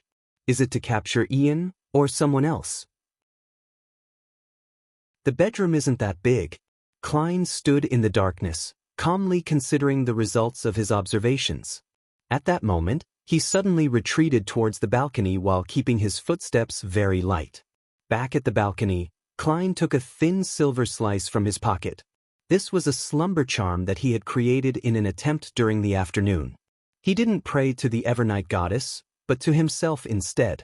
He held a ritual in the name of the fool that doesn't belong to this era, the mysterious ruler above the gray fog, the king of yellow and black who wields good luck, before entering the world above the gray fog to respond. Since this method was difficult to mobilize the power of the mysterious space above the gray fog, Klein could only use his own spirituality to respond. The charms that he made in the end were worse than normal, but better than the ones he made in his own name. After surveying his surroundings again, Klein covered his mouth and whispered a word in ancient Hermes. Crimson. Feeling the chill of the charm, he moved quickly but silently to the door of Zriel's bedroom again. As he held the handle, he injected spirituality into the thin silver slice. Klein carefully twisted the handle and opened a tiny crack in the door. Immediately after that, he threw the slumber charm inside. Pulling back his arm, Klein closed the door again and began counting. 3, 2, 1. He abruptly pushed open the door and rolled on the ground. Not sensing any movement from the 3 people, Klein stood up and, using the crimson moonlight shining through the window, began observing the room. It was a normal furnished bedroom with a bed, a row of closets, a desk, a set of sofas, and a coat rack. On the other side of the bed, a man in a black coat was sleeping soundly. In addition to that, there was one person by the side of the sofa and another in front of the closet. All of them were asleep. After confirming the trio's condition, Klein walked over to the bed and bent down to find a few short, yellowish-brown hair. According to what Ian had written, Detective Zriel was a man with short, yellowish-brown hair. This should be right, Klein whispered. He grabbed the few strands of hair and sat down on the sofa. He slowly sat in the darkness tainted by the crimson light and planned on using dream divination to find Zriel. Leaning back against the back of the sofa, the corner of his mouth curled up as he made a self-deprecating comment. Deduction, my good man. Chapter 224. Metaphysics-style detective. The dim room was covered in a thin veil of crimson moonlight, and everything was indistinct. The 3 men in the black coats were sleeping in different spots. And on the sofa, Klein's eyes half blended into the darkness by closing them. It was as if he had entered a deep slumber. His dream was a gray, distorted world, occasionally flashing with brilliance. Finally, the brilliance settled to form a scene. It was a gloomy corner, the ground sloshed with sewage. A man with short brown hair, a white shirt, and a brown vest was leaning against the wall, surrounded by a dense mischief of gray rats. Half of the man's lips had been bitten off, revealing his yellowish teeth and rotten gums. His nose was only stained with blood, mixed with some short hairs, and the flesh on his face had disappeared, piece by piece, revealing white bone. White, fat maggots were crawling around everywhere, constantly squirming, and his throat seemed to have been the victim of some wild beast. At least half of it was missing. Klein could just barely make out that this was Zriel Victor Lee. It was nearly impossible to relate him to the mature and handsome man in the black and white photograph he had taken with Ian. Zriel is already dead. In a few days, he would probably be gnawed to the point where he would only be bone. He might not even have a complete skeleton left. Klein left the dream and recalled what he had just seen. His past experiences had allowed him to witness similar corpses more calmly. Looking out of the window at the crimson moon, Klein thought for more than 10 seconds and decided to try communicating with the soul of the man in black next to the sofa. During the last few days of preparations, he had concocted a bottle of Amantha extract and Eye of the Spirit medication. As for Serenity Agent, Klein had no need for it. He was personally capable of invading the dreams of others and forcefully communicating with their souls while maintaining calm and rationale. After setting up a simple altar and letting the quiet and tranquil fragrance waft out to create a half-dreaming state, Klein prayed to himself, "The fool that doesn't belong to this era." Following that, he entered the world above the gray fog and used more than 2/3 of his spirituality to give a response. When I advance to sequence 7, such prayers should also allow me to use a little of the power of the mysterious space above the gray fog, just like my summoning and bestowment rituals. Looking around, Klein made a rough judgment and quickly returned to the real world. He passed through what seemed like a starry sky and a chaotic storm of thoughts, entering the mental plane of the target. There, he saw the man's illusory figure floating in midair. "Who sent you to Zriel's home?" Klein looked at him and asked in a deep voice. The man replied in a daze, his illusory eyes vacant, "Masalt. Masalt sent me to wait for the boy named Ian." The light in his spiritual world changed, revealing a lean, capable-looking, dark-skinned man. He was none other than the leader of the group who was chasing Ian on the steam train. As expected, it's him. Klein, who had exhausted so much of his spirituality in responding to the prayer, was beginning to feel exhausted. He hurriedly asked, "Who ordered Masalt?" "No idea. He's an executioner of our Zmanger gang. No one can order him other than the boss," the man said, blankly. Zmanger? The word warrior in the language of the Highlanders. Klein, a pseudo-historian but a true mysticism scholar, suddenly felt a sharp pain in his head, and his body involuntarily flew out of the storm of thoughts. Not long afterwards, he exited the mediumship and felt his head throbbing. He was in no hurry to leave. He methodically packed up the materials and the short yellowish-brown hair before opening the oriel window to let in the cold night wind to disperse the smell of the amantha extract and eye of the spirit medication. While this happened, Klein returned to the balcony, locked the door from the inside, and wiped off all the places he had touched. When Zriel's bedroom returned to its original state, he then held his hand to his chest and bowed towards the 3 men who were still sleeping soundly. Straightening his back, Klein put on his gloves and leaped, nimbly flipping out of the oriel window. He stood firmly, tiptoeing in the abnormally tight space. He raised the open window's vertical latch and used a tarot card to hold its bottom. With his clown abilities, he took in the details and adjusted the balance. After a few seconds, Klein slowly pulled back the tarot card, and the vertical latch suddenly stopped in place and didn't fall further. First, he closed the unlatched half of the window, then he jumped over to the window with a latch. His right hand jerked inward, closing the other half of the window.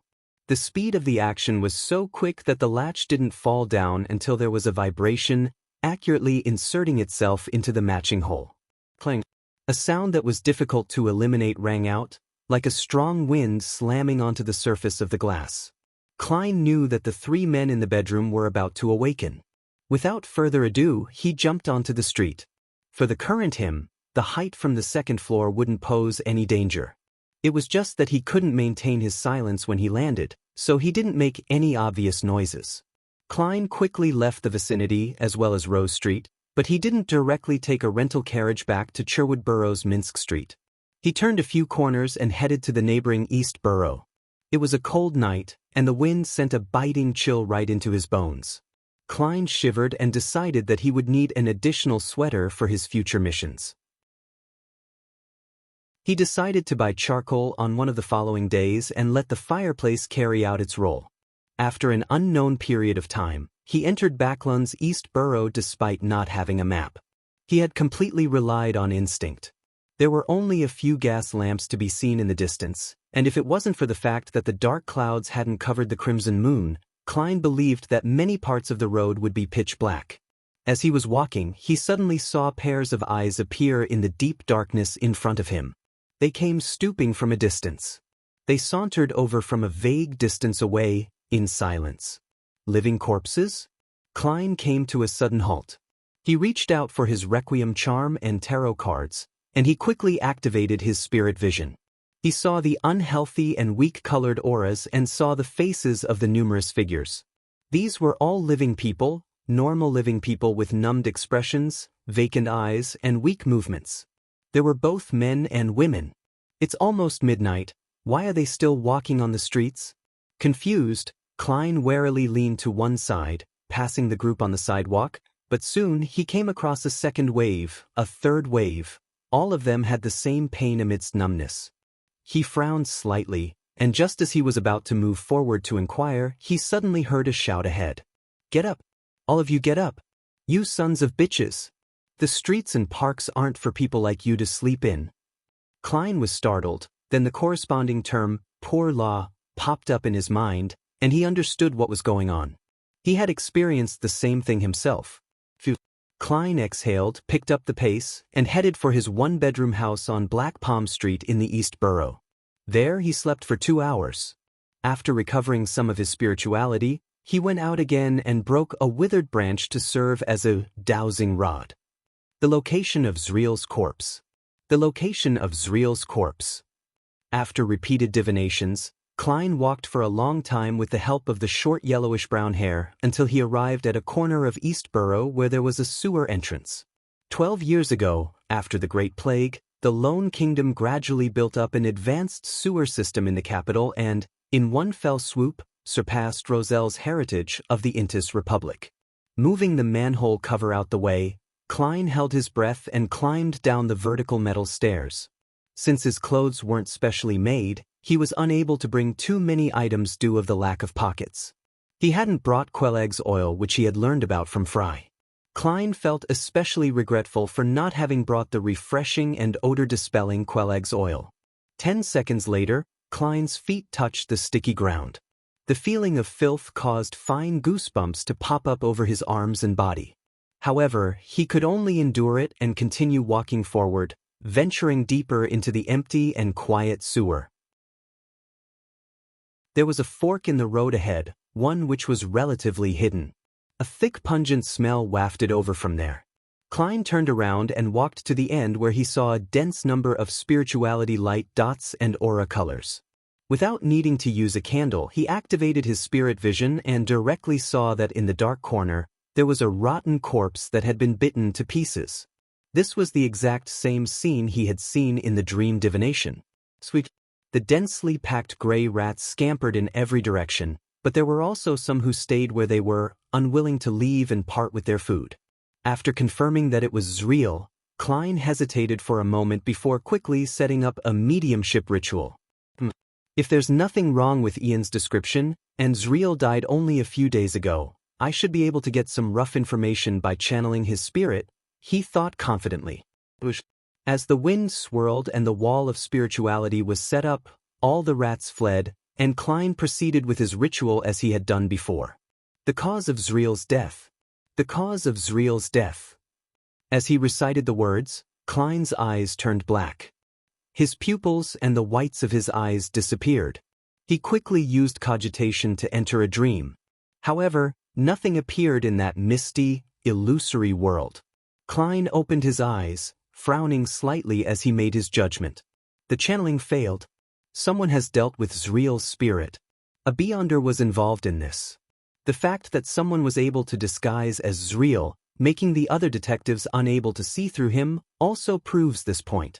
After some deliberation, Klein came to a decision. It was to end this matter here and not get involved any further. Regardless, he had fulfilled the requirements of the job that he was entrusted with. "I'll get Ian to call the police," he muttered as he put away the materials and removed the wall of spirituality. Chapter 225. Unnoticeable guidance. Klein backed up from the fork in the path, without touching Zriel's corpse. Thump, thump, thump. Suddenly, a sound echoed in the distance through the empty sewers. Klein listened for a few seconds before decisively retreating towards the exit, down the dirty concrete road that ran along both sides of the sewage channel. There was no need to take risks in matters that didn't involve him. Klein closed the iron manhole cover after he climbed out of the sewers. After ensuring that the surrounding area looked normal, he returned to his rented room in the East Borough and changed out of his disguise. Then he put on his gold-rimmed glasses, walked to another street, took a rented carriage, and returned to Sherwood Borough in the silence and cold of 3 in the morning. However, he didn't return to Minsk Street. Then, Klein made another huge detour, and only after confirming that no one was following him did he enter his house. He slept till dawn and was woken up by the doorbell. He sat up immediately, put on his shirt, buttoned his vest, and hurried down to the first floor to open the door. And even before that, his premonition ability as a clown was already capable of naturally forming the image of the visitor in his mind. The visitor was wearing an old coat, a brown round hat, and a tattered satchel. He had bright red eyes, a delicate face, and a quiet temperament. It was none other than Ian, the teenage boy who had come to entrust him with a job yesterday. "Good morning, Detective Moriarty," Ian greeted him and looked around. "Any progress?" "I'm only asking because I happened to pass by." Klein nodded seriously and said, "Yes." Ian seemed shocked as he didn't say a word for quite a while. After a while, he stammered in surprise, "Have you determined Mr. Zreel's condition?" "Yes." Klein paused for a moment, then said seriously, "I found Zreel's corpse." "Corpse?" Ian's pupils shrank as he repeated it in a low tone. He wasn't too surprised, as if he had already expected the worst possible outcome. Klein watched silently without interjecting. Sigh. Ian exhaled and warily surveyed his surroundings. "Your efficiency is amazing. Can you take me to see Mr. Zreel's body?" "No problem. In fact, that's what I was planning to do." Klein then thought for a moment before saying, "I hope you won't mention me when you call the police. Just say that you found the corpse yourself. I believe you know how to make up a reason." Ian wasn't surprised. He knew that not every detective liked to deal with the police. In fact, except for the very famous detectives, who often gave advice to the police with mutual cooperation, the rest were discriminated against, ostracized, and even extorted from. This was the current situation of the Lone Kingdom. "All right," Ian readily agreed. Considering that they were entering the sewers, Klein changed into a set of clothes worn by the common working class, put on a deer hunting cap, and took a lantern with him. Both of them took the public carriage to the East Borough. They walked for half an hour to reach the remote sewer entrance under the watchful gazes filled with numbness and malicious intent. "How did you find it?" Ian asked, half surprised and half curious, as he watched Klein lift the manhole cover and climb down. Klein focused on the area beneath him and answered casually, "Skillful training which includes many techniques in reasoning, investigation, tracking, and interrogation." Ian followed him into the sewers. He nodded without looking disgusted. "You seem to have received very professional training." Klein didn't answer him directly. He held the already lit lantern and led Ian to the fork in the path where they arrived at the gloomy corner. He narrowed his eyes as he approached. More of Zreel's body was missing now when compared to the previous night. He was missing an arm and half of his ribs. "That's not something a rat can do." Klein muttered to himself and didn't inform Ian of this. With the help of the lantern's light, Ian was able to clearly see the corpse's appearance. He squatted down suddenly, vomited, and gradually vomited yellow-green bile. Klein took out the Quelleg's oil he prepared, unscrewed the cap, and bent over to place the mouth close to Ian's nose. Ian's eyes lit up and he calmed down. Nearly 20 seconds later, he weakly whispered, "Thank you." He stood up slowly and examined the mutilated corpse a few more times. "I can confirm that this is Detective Zreel." "My condolences," Klein replied out of politeness. "I suggest you call the police." "Okay." Ian nodded indiscernibly as he followed Klein back to the surface. At that moment, Klein clapped his hands. "This is the end of my mission. As for what should be done after this, that is up to you." Ian fell silent for a few seconds. "I still owe you 3 matters. You can tell me now." "Actually, I can only think of one at the moment," Klein answered frankly. "I want to know where I can get a gun and bullets, without needing a full-class weapon permit." Ian spoke, almost without thinking. "Go to Braveheart's bar at Iron Gate Street in the Backland Bridge District. Find Casper's Kalinin. Tell him old geezer introduced you. All right, let's talk about the other 2 matters in the future. I have a feeling that we'll meet again." Klein deliberately nodded casually. Ian gave him a look but didn't say anything. The two split up and headed down different streets in the East Borough. The secluded spot, once again, regained its silence. After walking for a while, Klein suddenly turned around and retraced his steps. He then hid himself in a secluded corner, peeking at the entrance to the sewer. After waiting for 2 or 3 minutes, he saw Ian return silently as he looked around warily. Klein withdrew his gaze in a timely manner, leaned his back against the wall, and listened. He heard the scraping sound of the manhole cover being removed and heard someone climbing down. Carefully poking his head out, Klein discovered that Ian had re-entered the sewers. Was there a clue or something on Zriel's body? Indeed, this matter goes deeper than it seems. He nodded thoughtfully.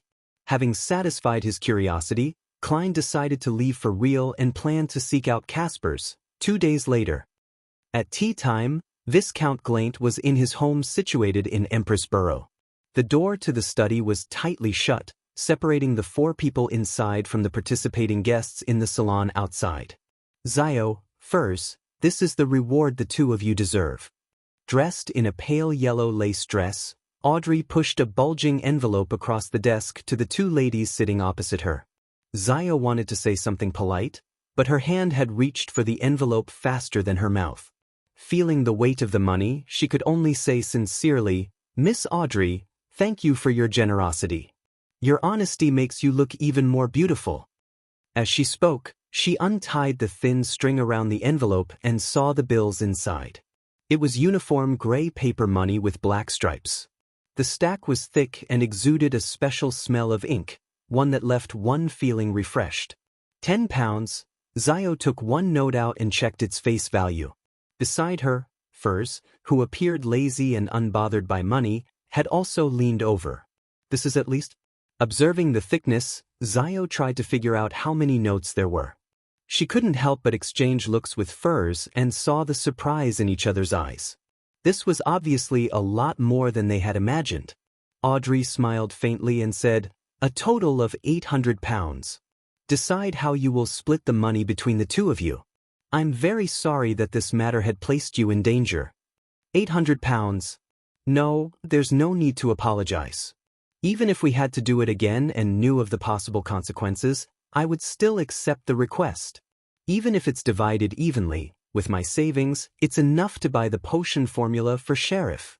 Zio, who was slightly taller than 150 centimeters, stared blankly at the notes in the envelope, wishing she could pull them all out and count them over and over again.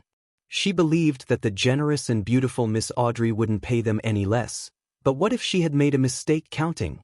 Everyone makes mistakes at times. Zio raised her right hand, paused for a few seconds, then silently lowered it. The corners of Furs's lips couldn't help but rise as she said wistfully, "This is even more than the royalties I've received for my Stormwind Mountain villa so far. Should I praise Miss Audrey or laugh at the poverty of an author?" She added silently. Viscount Glaint, who was sitting on the sofa, was also a little envious, but it wasn't directed at Zio or Furs. As a viscount with a fairly good financial situation, £800 wasn't a large sum. What he envied was Audrey's ability to hand out money without feeling the slightest burden. Ahem, Viscount Glaint cleared his throat. "If you can get the formula for apothecary, I will also provide you with substantial payment." "We'll do our best," Zio answered without any hesitation. Then she looked at Audrey.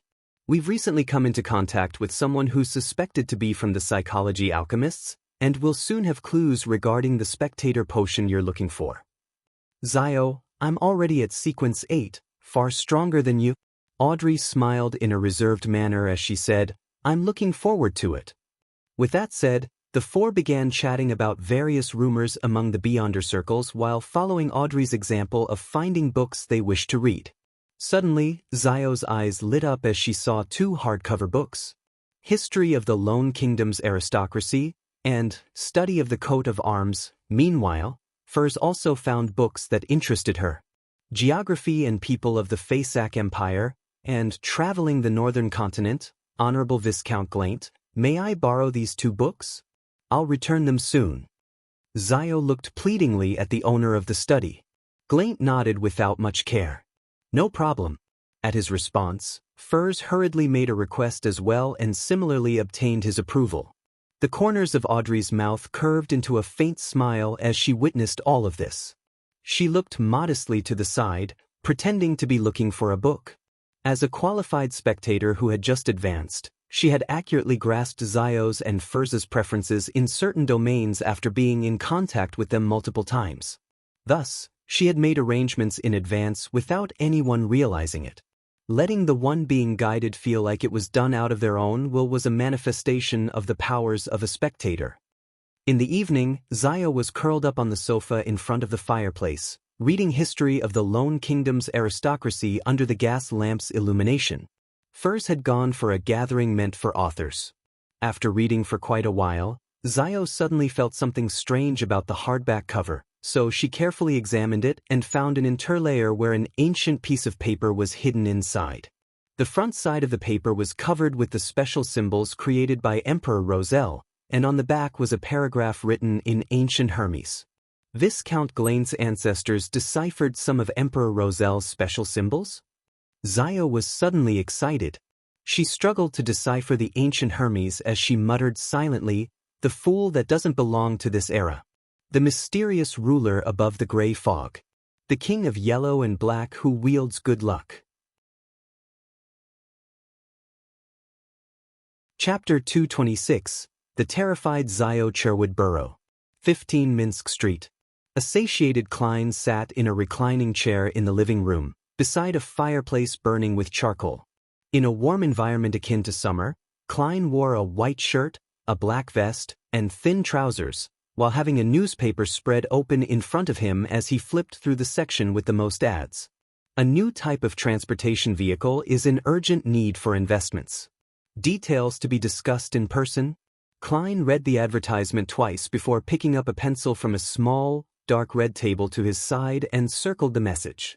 If there were no commissions tomorrow or the day after, he planned on seeing if this so-called new type of transportation vehicle had any investment value. Such matters were impossible to divine since there was a lack of sufficient information.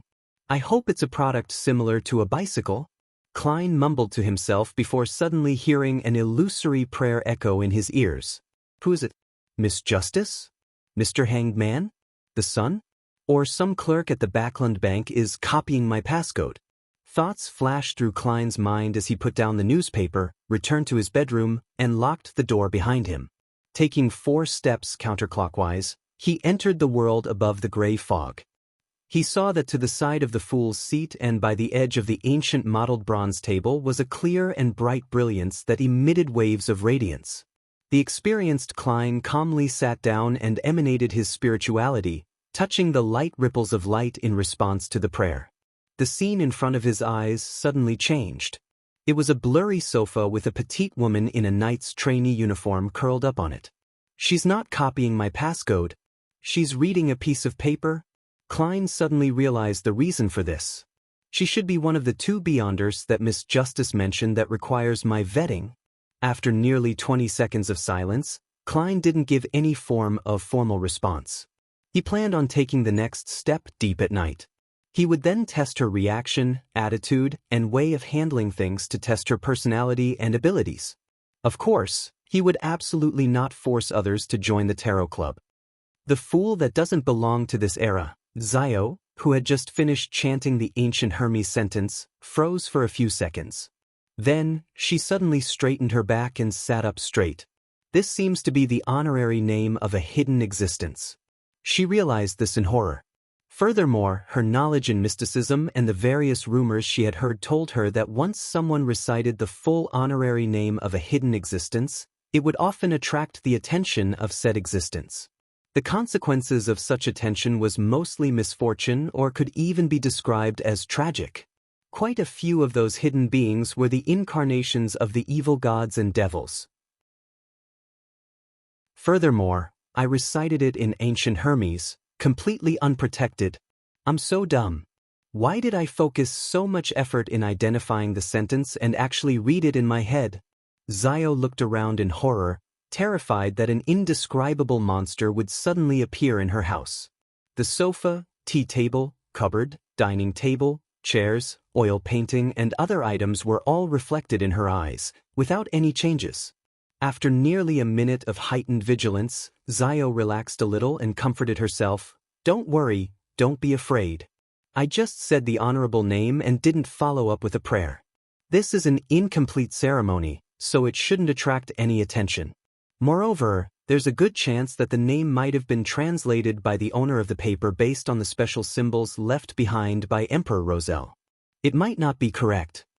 But I heard that if the evil gods and devils generate interest, they would still provide a response even if the ceremony is incomplete. I'm so stupid, really? As she thought over the matter, Zio's face scrunched up into a grimace. She felt that she had made a grave mistake. After waiting for a few more minutes, she slowly exhaled as she puffed out her cheeks when she realized that there was no obvious response. She stuffed the piece of paper back into the history of the Lone Kingdom's aristocracy as she entered the bathroom with a heavy heart. She turned on the faucet and tried to use the cold water to clear her head. But as nearly transparent water flowed down, Zio hunched her back and reached out her palms to cup some water. Just as she was about to dab the cold water onto her face, she spotted a long, slightly curly brown hair in the mirror through the corner of her eye. As for her, she had shoulder-length, unkempt yellow hair. Suddenly, Zio's hair stood on end. She stomped on the ground and, with a push of her hands, she shot backwards, turning her body halfway around and slamming the entity with her elbow. Pow! She leaned against a warm body, causing the other party to let out a familiar scream before falling to the ground. Zio stopped any subsequent actions and looked at her good friend who was hugging her stomach in pain, tears in her eyes. The corner of her mouth twitched without her realizing it as she said, "Furs, when did you get back?" Furs didn't reply immediately. It took her quite a while to get over the pain. As she slowly stood up, using the wall as a support, she grumbled, "I just got back." "Zio, are you nuts? Why did you attack me without even looking clearly? And you hit me so hard. Where did you come in from?" Zio asked awkwardly. "Through the bathroom window." "Is there a problem?" "As an apprentice, it's normal to not bring a key with me," Furs replied matter-of-factly. Zio straightened her back and pushed away all responsibility. "Then why didn't you go through the door? You really gave me a fright just now." Furs blinked her eyes and said, "If that's the case, I'll have to make one big round. That's too troublesome. I'm used to walking in a straight line." She paused as she asked suspiciously, "However, wasn't your reaction a bit too much?" Zio struggled for 3 seconds, choosing between losing her dignity or losing her life, before answering honestly, "It's because I made a mistake, a fatal mistake." "What mistake?" Furs asked, rubbing her belly as she felt puzzled and concerned. Zio hurriedly recounted the whole story of how she had discovered the interlayer in the book's cover and found an old piece of paper in it. Then, she had accidentally recited the suspected incantation in ancient Hermes silently. What she had recited seemed to contain the honorable name of some hidden existence. "Where's your brain? It should be fine. The ceremony wasn't complete, and who knows if it's real or fake." Furs looked around, and for some baffling reason, she felt a chill. She followed Zio back to the living room and saw the yellowed sheet of paper, as well as Roselle's special symbols, and the sentence that was written in ancient Hermes. After a quick glance, Furs, the professional researcher in mysticism, nodded and said, "It's not any of the evil gods, devils, and secret existences that I know of. It should be fine. Furthermore, nothing has happened up till now. That means that everything should be fine." Seeing Zio relax, she thought of the pain in her stomach, so she deliberately added maliciously, "Of course, if something were to really happen, there's no way we can rescue ourselves with our meager abilities." Zio's face paled as she blurted out, "Furs, let's sleep together tonight." "Forget it, I'll just sleep on my own." Furs pricked up her brows and chuckled, "All right. In fact, you don't have to worry about it. Think about it, I hear strange murmurs whenever there's a full moon, but I don't see any signs me going mad or losing control. We should study the other 3 books. If there's the same piece of paper and the same incantation, it means that it's very likely to be a prank from Viscount Glaint." The duo hurriedly flipped through Study of the Coat of Arms and the other books and checked them carefully, but they didn't find anything else out of the ordinary. Zio looked at Furs, who looked back at her, turning the mood somber again. "Should we sneak into St. Samuel Cathedral's nave tonight?" Zio came up with an inspired suggestion. That was the headquarters of the Church of the Evernight Goddess in the Backlund Diocese. Why not St. Hireland Cathedral? I don't think the Evernight Goddess will protect me, Furs subconsciously replied. That was the headquarters of the Church of the God of Steam and Machinery, which was located in the St. George Borough, adjacent to many huge factories in the southeast. The two ladies with different faiths fell silent again, and after a while, Furs sighed and said, "And that would make us end up being targeted by the Nighthawks or the machinery hive mind. That might be the goal of that hidden existence. All right, go to sleep. We'll know the answer tomorrow morning. If nothing happens by then, it means that it'll really be okay." In the middle of the night, the waxing crimson moon was obscured by clouds, and the stars were barely visible in the sky above Backlund. Klein instinctively woke up, lifted his blanket, got off the bed, and entered the world above the gray fog. He sat down on the high back chair that belonged to the fool. He planned on responding to Miss Justice's companion and proceed with the examination process. At that moment, he suddenly had a new idea. Perhaps he could try and see if he could pull her into the world above the gray fog under the present circumstances. The young lady must have fallen asleep, and even if I succeed, she would probably treat it as a dream that appears clearer than usual. If I succeed, I can sever the connection in a timely manner to prevent her from seeing her surroundings clearly. After repeatedly deliberating over the matter, Klein stretched out his hand and tapped at the rippling ring of light to form a connection with it. Suddenly, Klein felt his spirituality surge out in an unstoppable manner, causing the mysterious space above the gray fog to tremble slightly. Just when Klein thought that his spirituality would be completely drained, everything calmed down. A blurry, distorted figure appeared at the edge of the long bronze table. In her reverie, Zio opened her eyes sleepily and saw the endless fog, the ancient high-back chair, and a dark figure watching her. Klein was overjoyed and immediately severed the connection according to his plan. The hazy, petite figure disappeared, but within the grayish-white mist, a crimson, illusory star appeared. Klein looked at this scene and confirmed one thing.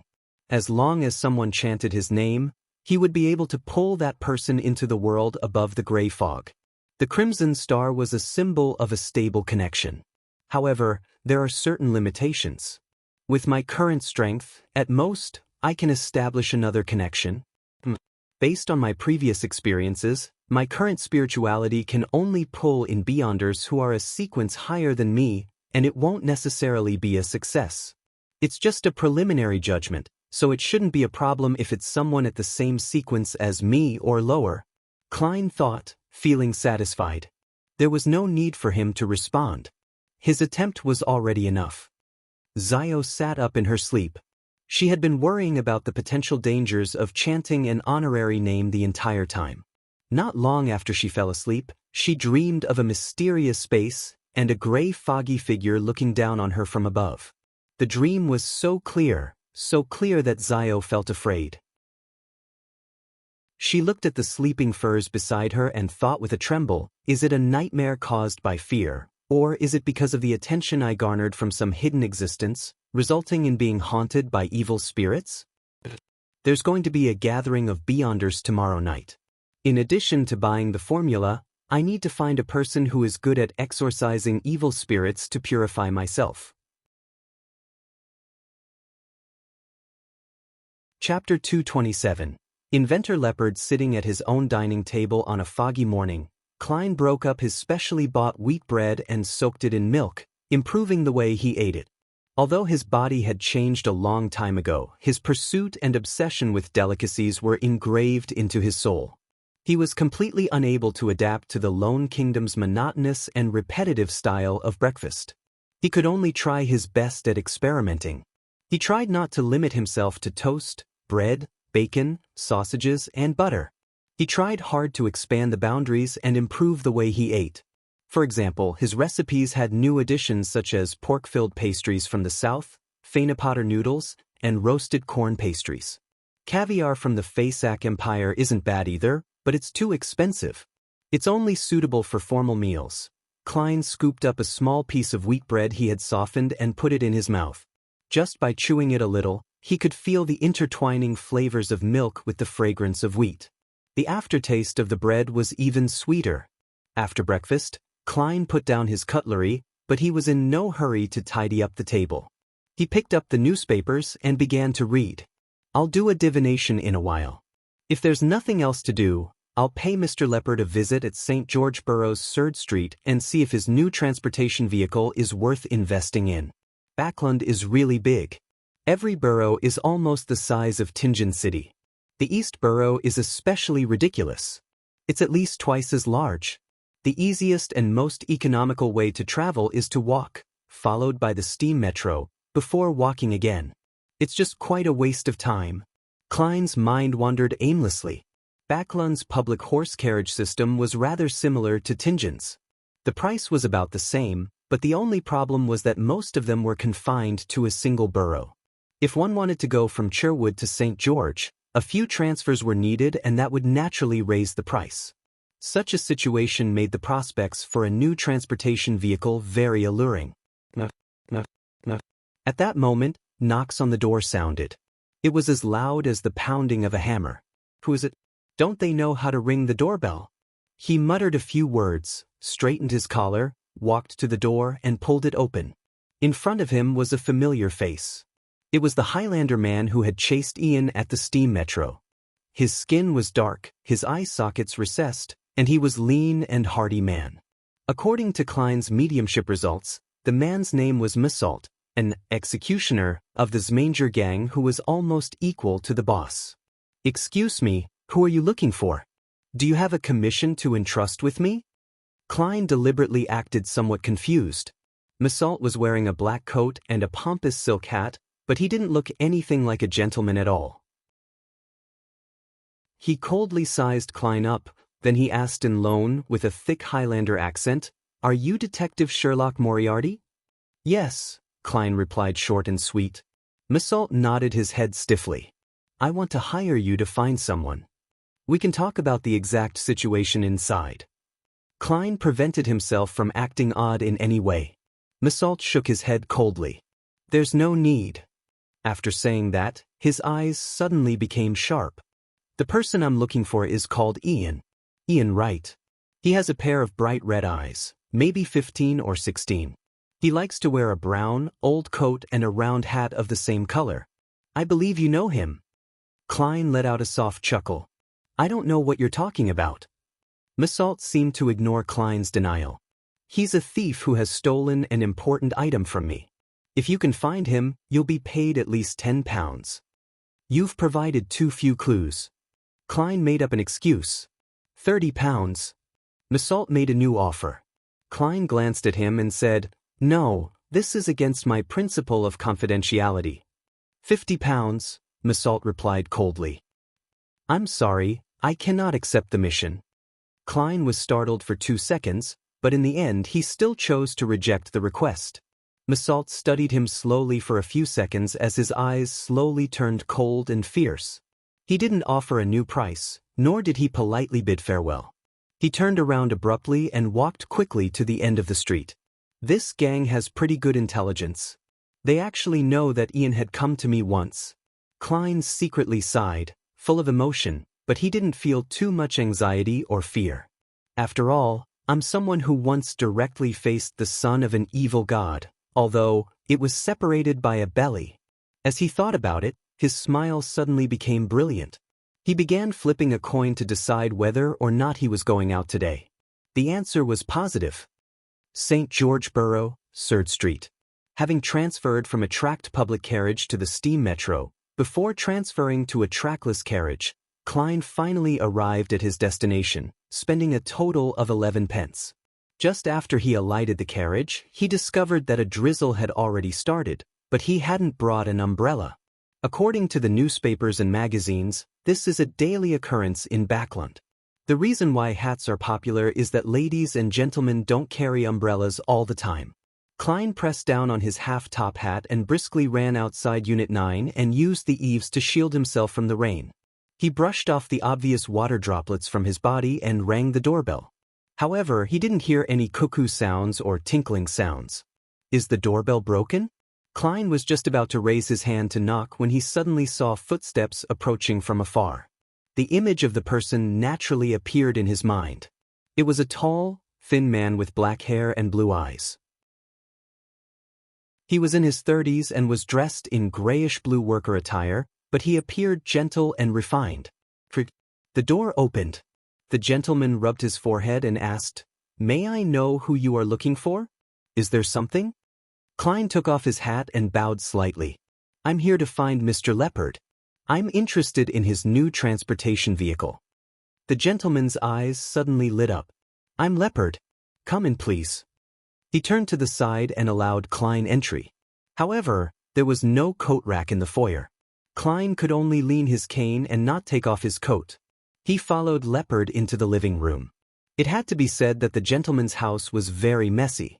On the coffee table in the living room alone were many mechanical objects, such as wrenches, bearings, and screwdrivers. "How much do you wish to invest?" "All right. Would you like some coffee or black tea?" "It seems I'm out of black tea," Leopard blurted out. This gentleman is a bit straightforward and doesn't seem to be very good at interpersonal relationships. A thought flashed through Klein's mind, and he changed the words he planned on saying. He went straight to the point. "I've to see your new transportation vehicle before I make a decision. I can't make any promises without understanding anything." As he spoke, he looked around and saw a triangular sacred emblem hanging on the wall. That was the symbol of the god of steam and machinery. The solid triangle was filled with symbols such as steam, gears, and levers. Leopard wasn't irritated by Klein's straightforwardness. He immediately said, "I'll show you." As soon as he said that, he slapped his head. "I almost forgot, we have to sign a non-disclosure agreement to ensure that you don't steal my invention." "Mr. Leopard, you don't have a very good memory either." Klein smiled and said, "That wouldn't be an issue." After signing the simple contract, Leopard led Klein into a room that seemed like an activity room.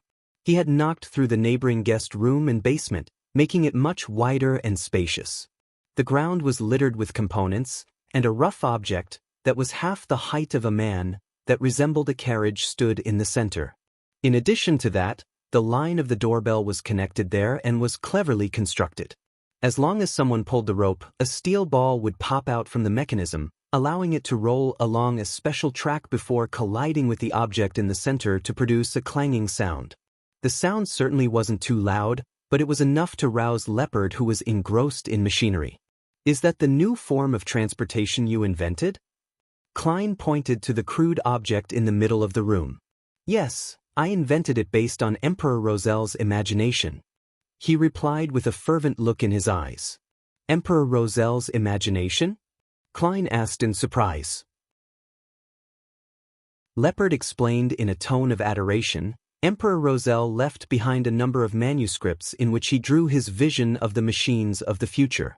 He was an outstanding genius, no, a master. Many things have already been turned into reality. Hehe, this manuscript is kept in the Church of the God of Steam and Machinery. There's no way for non-pious believers to borrow them. Emperor, are you still leaving no stones unturned for others? Klein's mouth twitched, almost unable to maintain his smile. Describe it in detail. He changed the subject. Leopard led Klein to the crude metallic object and opened the door. This is a transportation tool that doesn't need a horse. The driver sits in the front left seat, continuously stepping on the pedals. Through the levers and a chain connects to the four wheels, allowing the vehicle to roll forward. And on the wheels, I used inflated rubber which can make the journey smooth. So it's a human-powered car? Klein couldn't help but lampoon. He said with some deliberation, with such a huge carriage and at least 4 passengers, it would be impossible to travel that far just by relying on human strength alone. That's exactly my next goal, to reduce the weight and expand the lever a few times. However, my financial situation isn't at its best. I can't fund any more attempts. Leopard looked hopefully at Klein. Why not consider other methods, such as using steam as the driving force? Klein slowly organized his words. Leopard shook his head. There have been people who have invented that, but it has a very huge body, making it difficult to drive it along many streets. That was exactly what Klein was waiting for. Then why don't you just do something simpler? For example, have only 2 wheels with only one person without an outer shell. You mean something like a bicycle? Leopard asked in thought. Roselle's manuscript has that? Klein nodded heavily. Yes. Those bicycles which other people have invented aren't very practical. Simplifying this seems like it might work. It will really seem different. But who would buy it? Leopard said to himself. Klein didn't hesitate to provide him with a direction.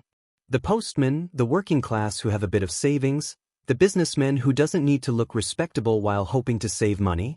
There are many of them in Backland. Leopard thought for a moment, then nodded slightly. I can try, but I don't have the money for spare parts. I'll invest 100 gold pounds. In addition to my suggestion just now, I'll take a total of, Klein hesitated to say 10% of the shares.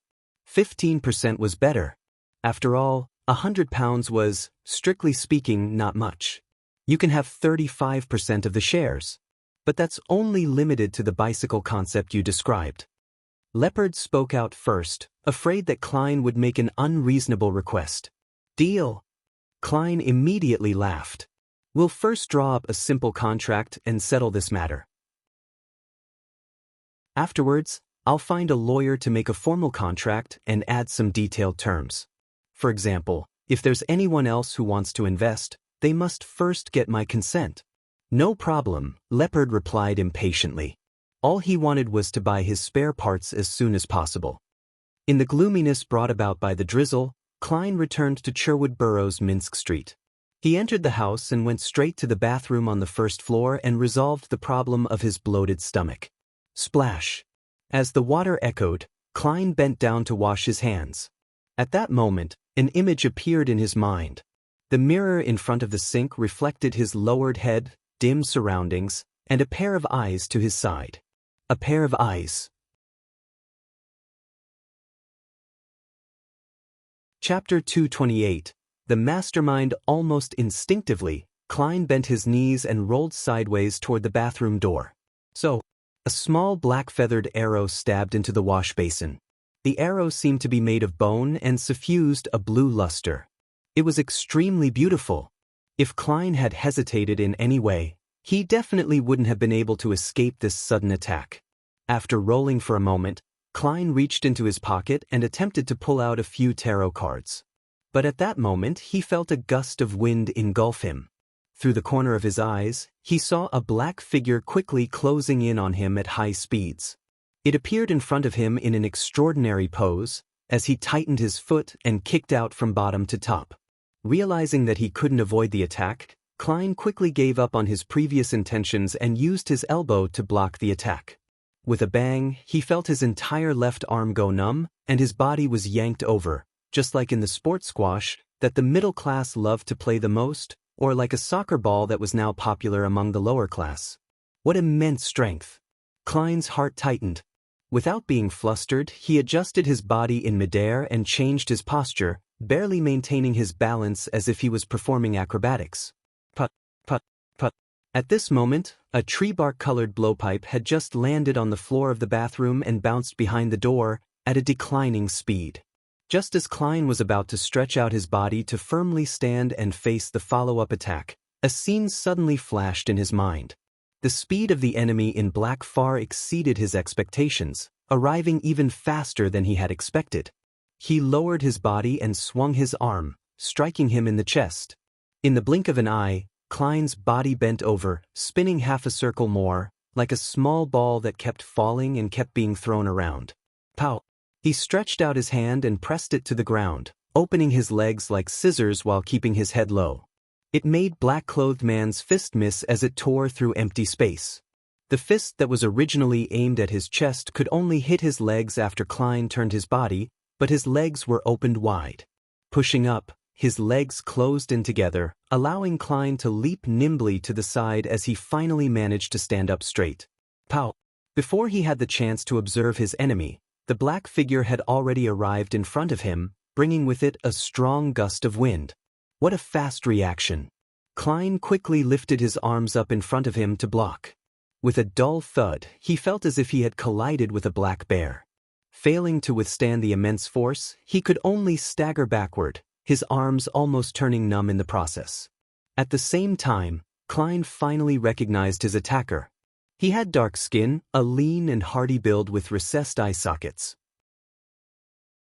He was none other than the executioner of the Zmanger gang, Misalt, the person who had come to see Detective Moriarty in the morning. Put.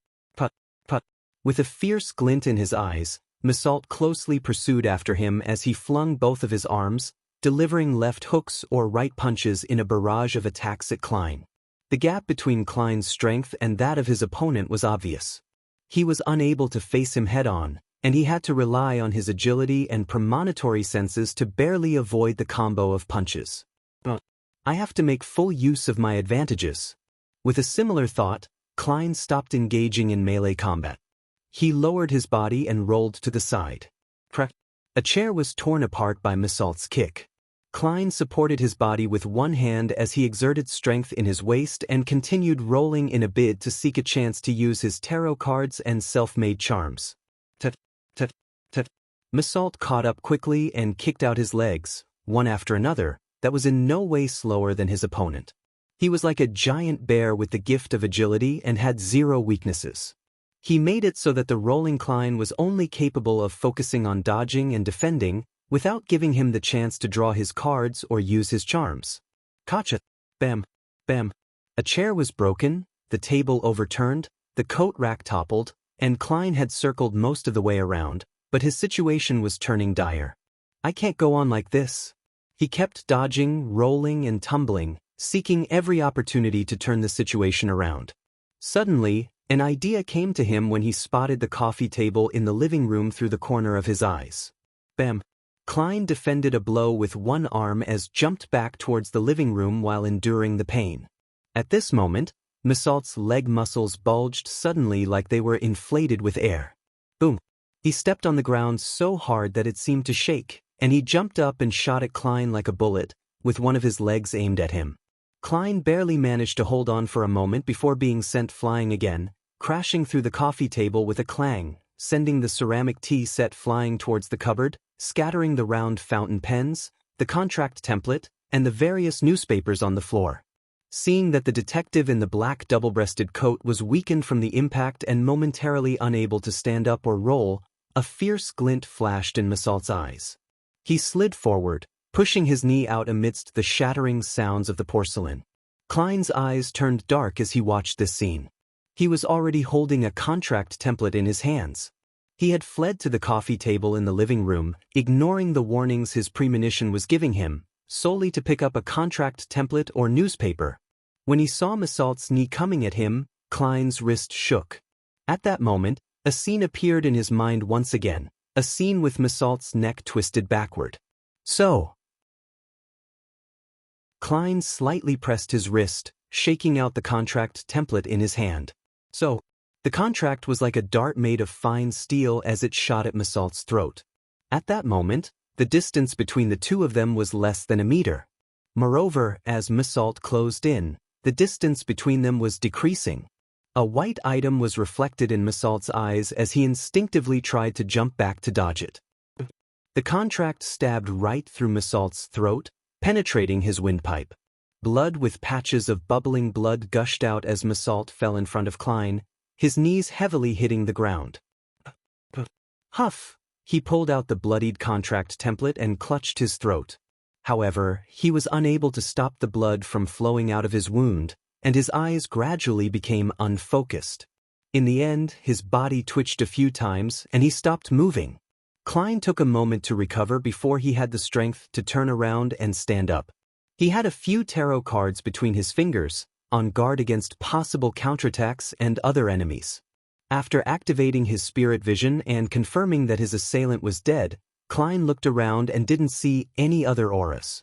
Only then did he relax a little. He noticed that two of the chairs were broken, the coffee table was smashed up in several spots, and porcelain was strewn all over the floor. The entire living room, dining room, and foyer were in a mess. Lowering his head, he saw that the sleeves of his suit had been damaged and that the outer layer of the cloth had been stained with a great deal of dust. Suddenly, Klein said softly in a self-deprecating manner, There's no way to claim reimbursement for this. Ha, ha, ha. He laughed as if he had encountered something that could amuse him for the rest of his life. He laughed so hard that his body bent forward and backward, to the point where only his laughter reverberated in the entire house. A few seconds later, Klein stopped smiling and walked to the corpse with a heavy expression. He wanted to make the dead speak. Being familiar with the mediumship ritual and answering his own prayers, Klein took a whiff of the refreshing fragrance and used the technique of dream divination to whisper, the mastermind who sent Massault on this mission. Soon, his eyes turned black as he entered a dream and saw a gray blur.